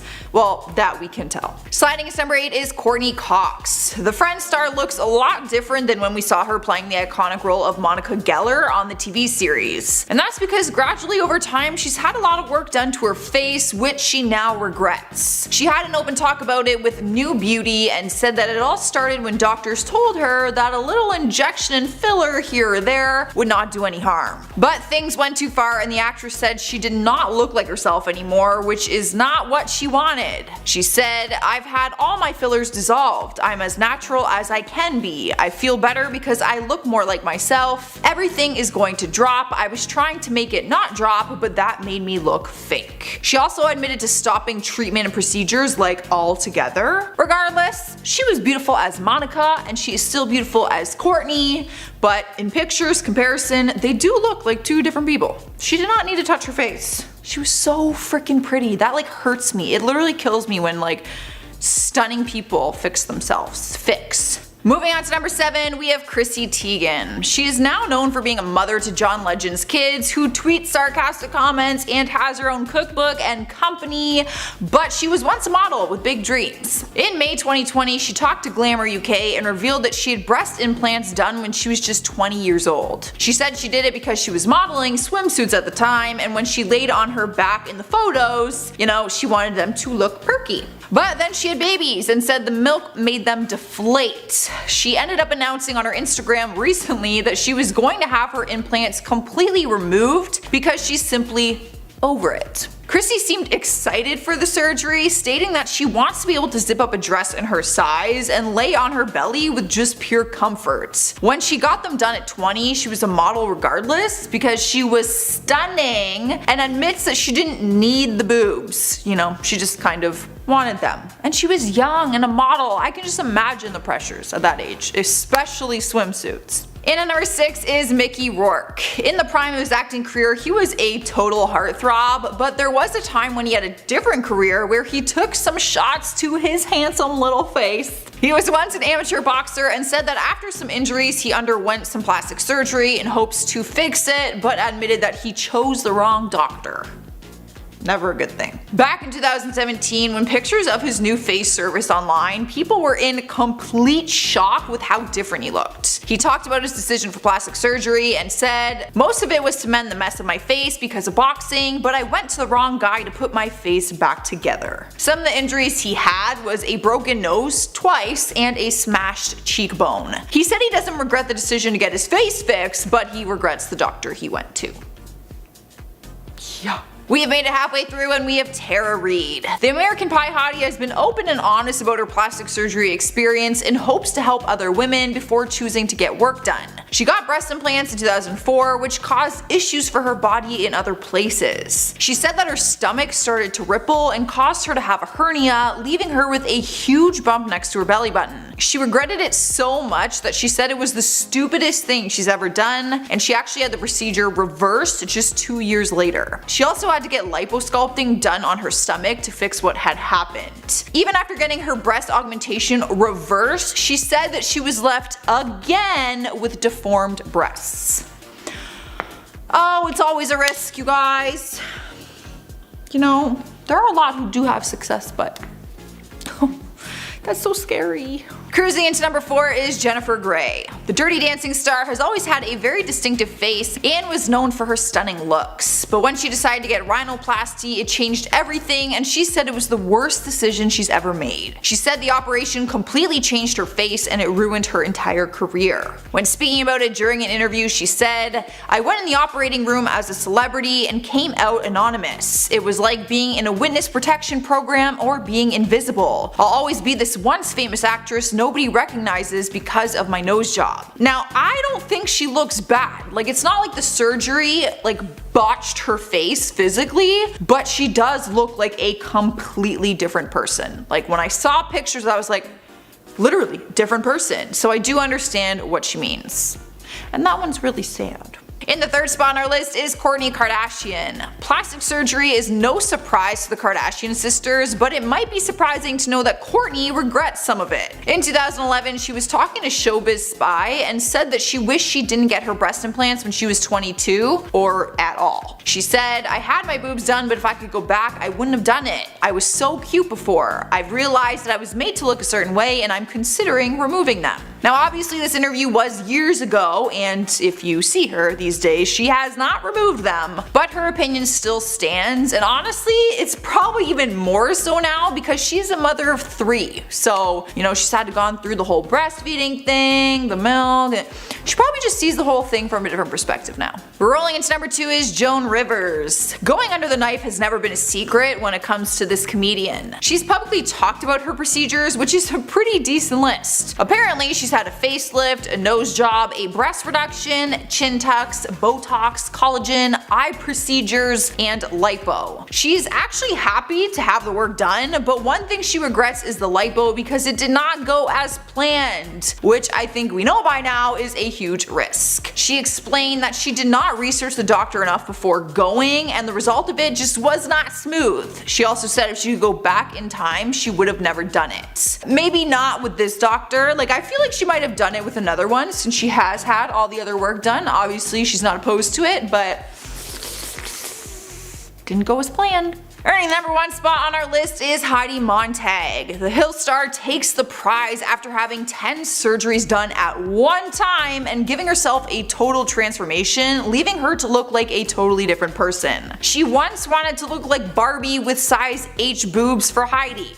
Like, literally, those were her words. But now she's an advocate for girls and encourages people to accept themselves rather than getting work done. She said she completely regrets it and wishes that she could take it all back. During an interview, she said, "Surgery ruined my career and my personal life and just brought a lot of negativity into my world. I wish I could jump into a time machine and take it all back. I would never do it again and I never recommend it to anyone." She explained that at first, she only went in there wanting a few enhancements, but then it just got completely out of hand.